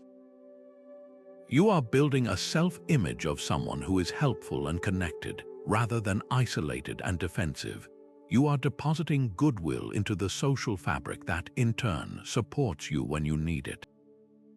So the next time you are faced with a decision, big or small, pause and add this final filter to your process. After you've considered all the practicalities, ask yourself the Stoics' question: how can this action serve others too? You may find that the most direct path to your own inner peace is through the gateway of contribution to the common good. The sun sets on the general's camp. The day's fighting is done, the dust has settled, but the most critical work is just beginning. Inside his command tent, by the light of a single lamp, he unrolls the maps. Not to plan the next assault, but to conduct a thorough, honest debrief of the battle just fought. Which units held the line? Where did our defenses break? What intelligence did we miss, and what must we do differently tomorrow? This nightly ritual of analysis wasn't about self-punishment. It was the essential process of turning raw experience into tactical wisdom. The Stoics, understanding that the mind is its own battlefield, adopted this exact same practice. They called it the evening review, and it was their non-negotiable tool for converting daily emotional skirmishes into lasting strategic advantage. Seneca, a man who navigated the treacherous currents of imperial politics, was a devoted practitioner of this nightly exam. He described his ritual with vivid clarity. When the light has been taken away and my wife has fallen silent, aware of my habit, I examine my entire day and go back over what I've done and said. I hide nothing from myself, I pass nothing by. Notice the atmosphere he creates: quiet, intentional, and brutally honest. This isn't a casual scroll through the day's events, it's a formal inquiry. He is acting as both the general and the scout, holding his own conduct up to the unwavering light of his principles, not to flagellate himself for shortcomings, but to identify precisely where his training must focus next. He is treating his own character as the most important campaign he will ever command. The power of this practice lies in moving beyond vague feelings of regret or satisfaction and into a structured analysis. A simple three-question format, used like a strategic checklist, can transform this from an abstract idea into a concrete habit. First, ask yourself, what did I do well today? Where did my training hold? This isn't about ego, it's about reinforcing successful tactics. Perhaps you felt a surge of anger in a meeting, but managed to pause and take a breath before speaking. That's a victory for your discipline of assent. Maybe you successfully reframed a minor inconvenience using the view from above. That's a win for your perception. Acknowledging these moments solidifies them, making them more likely to become your default response. The second question is, what requires improvement? Here, you must confront your missteps with clear-eyed objectivity, just as a general would analyze a breach in his lines. Where did I surrender to an emotional reflex?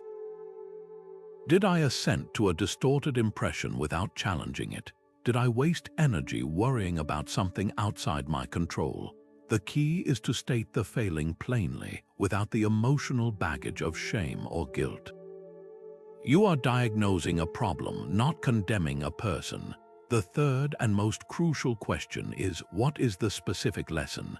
This is where you extract the strategic insight and draft a new protocol.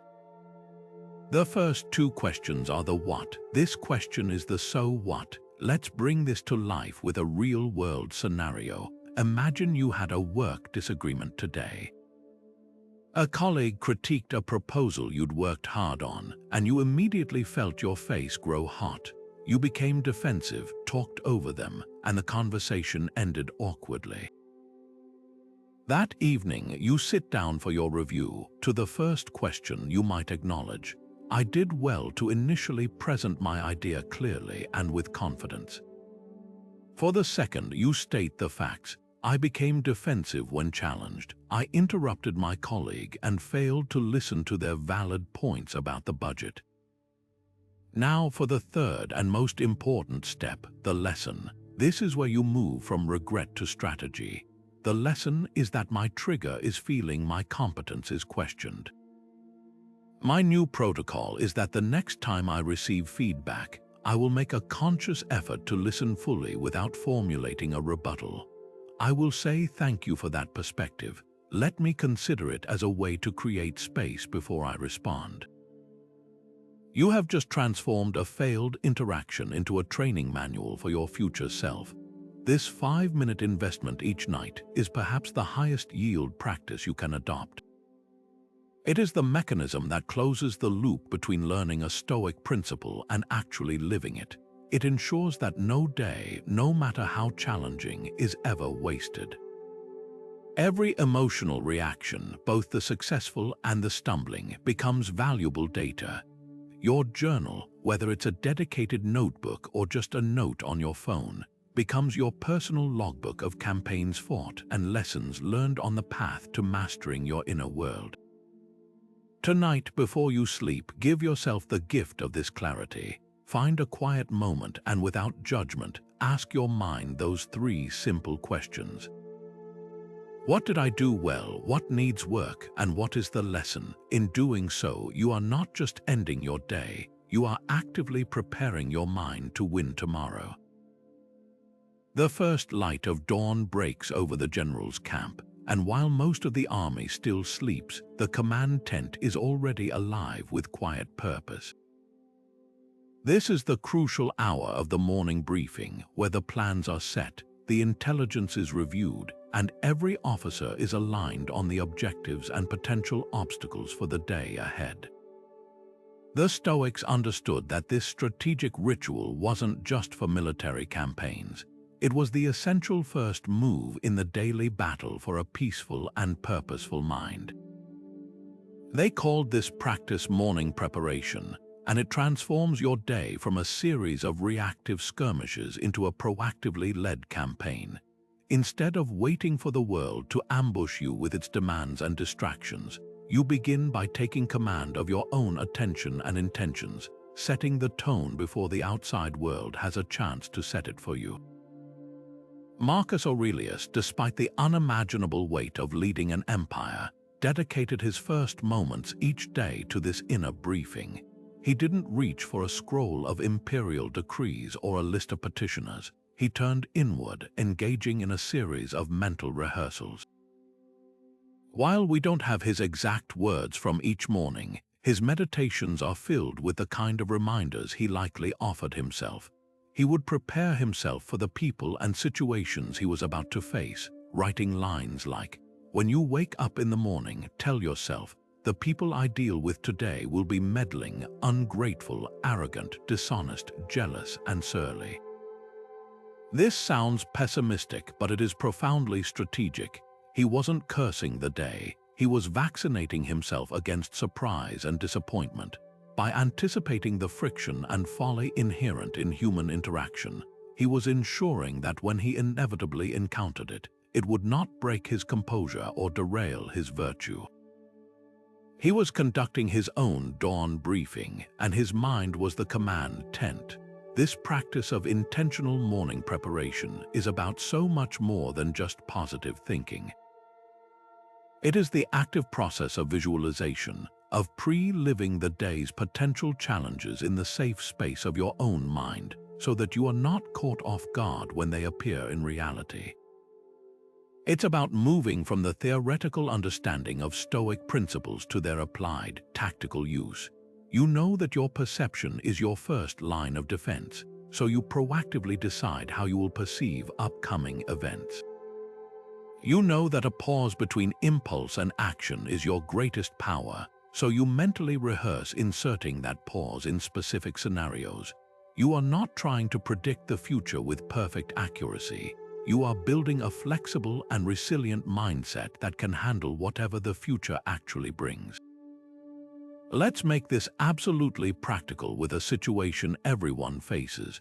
You know that today at 4 p.m. you have a scheduled conversation with a colleague that has the potential to become tense. It might be a performance review, a negotiation over resources, or a discussion about a shared project that has gone off track. The untrained approach is to try not to think about it all morning, allowing a low hum of anxiety to color your every other task. Then at 4 o'clock, you walk in tense and defensive, your emotional reflexes already on a hair trigger. The Stoic general's approach begins the moment you wake up. During your morning preparation, perhaps while you're in the shower, drinking your coffee, or on your morning walk, you consciously bring this meeting to mind. You don't just worry about it, you visualize it. You see yourself sitting down. You imagine your colleague raising a difficult point or offering a sharp critique. You feel that initial jolt of defensiveness rise in your chest, and then you mentally practice your response. You see yourself taking a deep, calming breath. You hear yourself saying, "That's an interesting perspective. Can you help me understand your concerns a bit more?" You rehearse maintaining steady eye contact and a relaxed posture.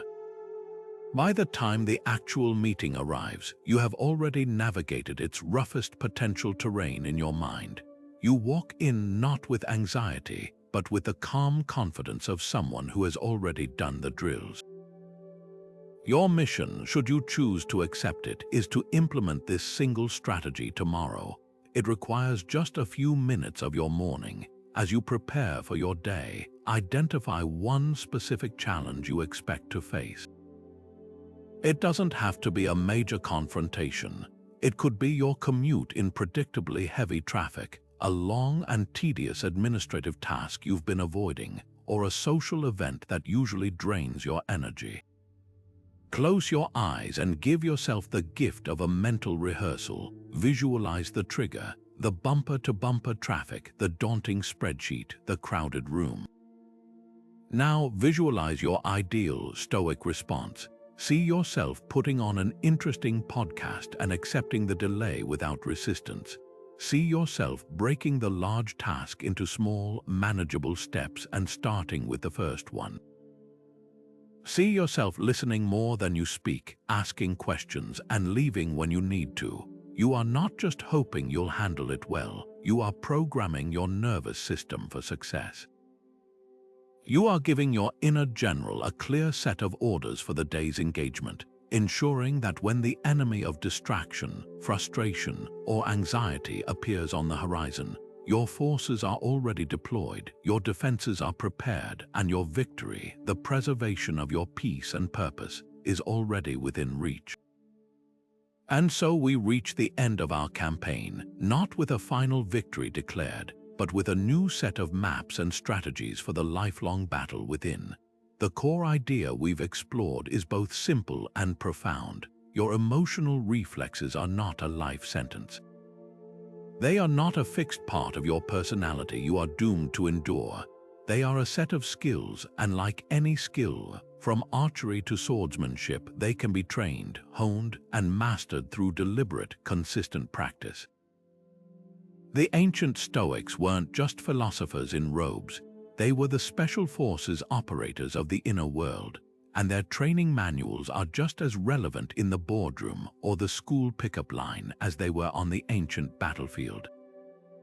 You have the capacity to shift from being a reactive participant in your own life, buffeted by every emotional storm, to becoming the strategic general who commands the field from a place of unshakable calm. Let's take a moment to briefly review the key tools now in your arsenal. We began with the foundation, perception control, learning to see events as a neutral scout would, reporting only the facts without the layer of catastrophic judgment. We then moved to premeditation, the practice of mentally rehearsing adversity to drain it of its power to surprise us, turning fear into familiar terrain. We scaled the heights of perspective, using the view from above to shrink our daily irritations down to their true size against the vast backdrop of time and space. And we equipped ourselves with the commander's logbook, the practice of Stoic journaling, using the evening review to transform daily stumbles into priceless tactical lessons for tomorrow. These are not just ideas, they are a system, an interconnected set of drills designed to fortify your mind from every angle. The journey of self-mastery, as Epictetus reminds us, is the most important campaign we will ever undertake. He said, "No great thing is created suddenly, any more than a bunch of grapes or a fig. If you tell me that you desire a fig, I answer you that there must be time. Let it first blossom, then bear fruit, then ripen. This is your invitation to patience and persistence. Do not feel you must implement every single practice we've discussed starting tomorrow. That is a path to overwhelm and abandonment. The strategic approach is to choose one, just one. Which of these tools addresses the most frequent skirmish in your own mind? Is it the impulsive text you send in anger? Then perhaps your starting drill is the 3-second pause. Is it the spiral of anxiety over a future event? Then maybe your first maneuver is a 5-minute session of premeditation. Choose one, commit to practicing it for a week, and observe the subtle shift in your inner landscape. This channel is dedicated to providing you with more of these mental training protocols. If you found this guide valuable, consider subscribing and hitting the notification bell so you don't miss our next session in building unshakable resilience. And I would genuinely love to hear from you in the comments below. Which of these Stoic strategies resonates most deeply with you? Which one will you be drilling first as you begin your own transformation from a reactive soldier into a strategic general of your emotional world? Your campaign for a wiser, calmer mind starts not tomorrow, but with the very next choice you make.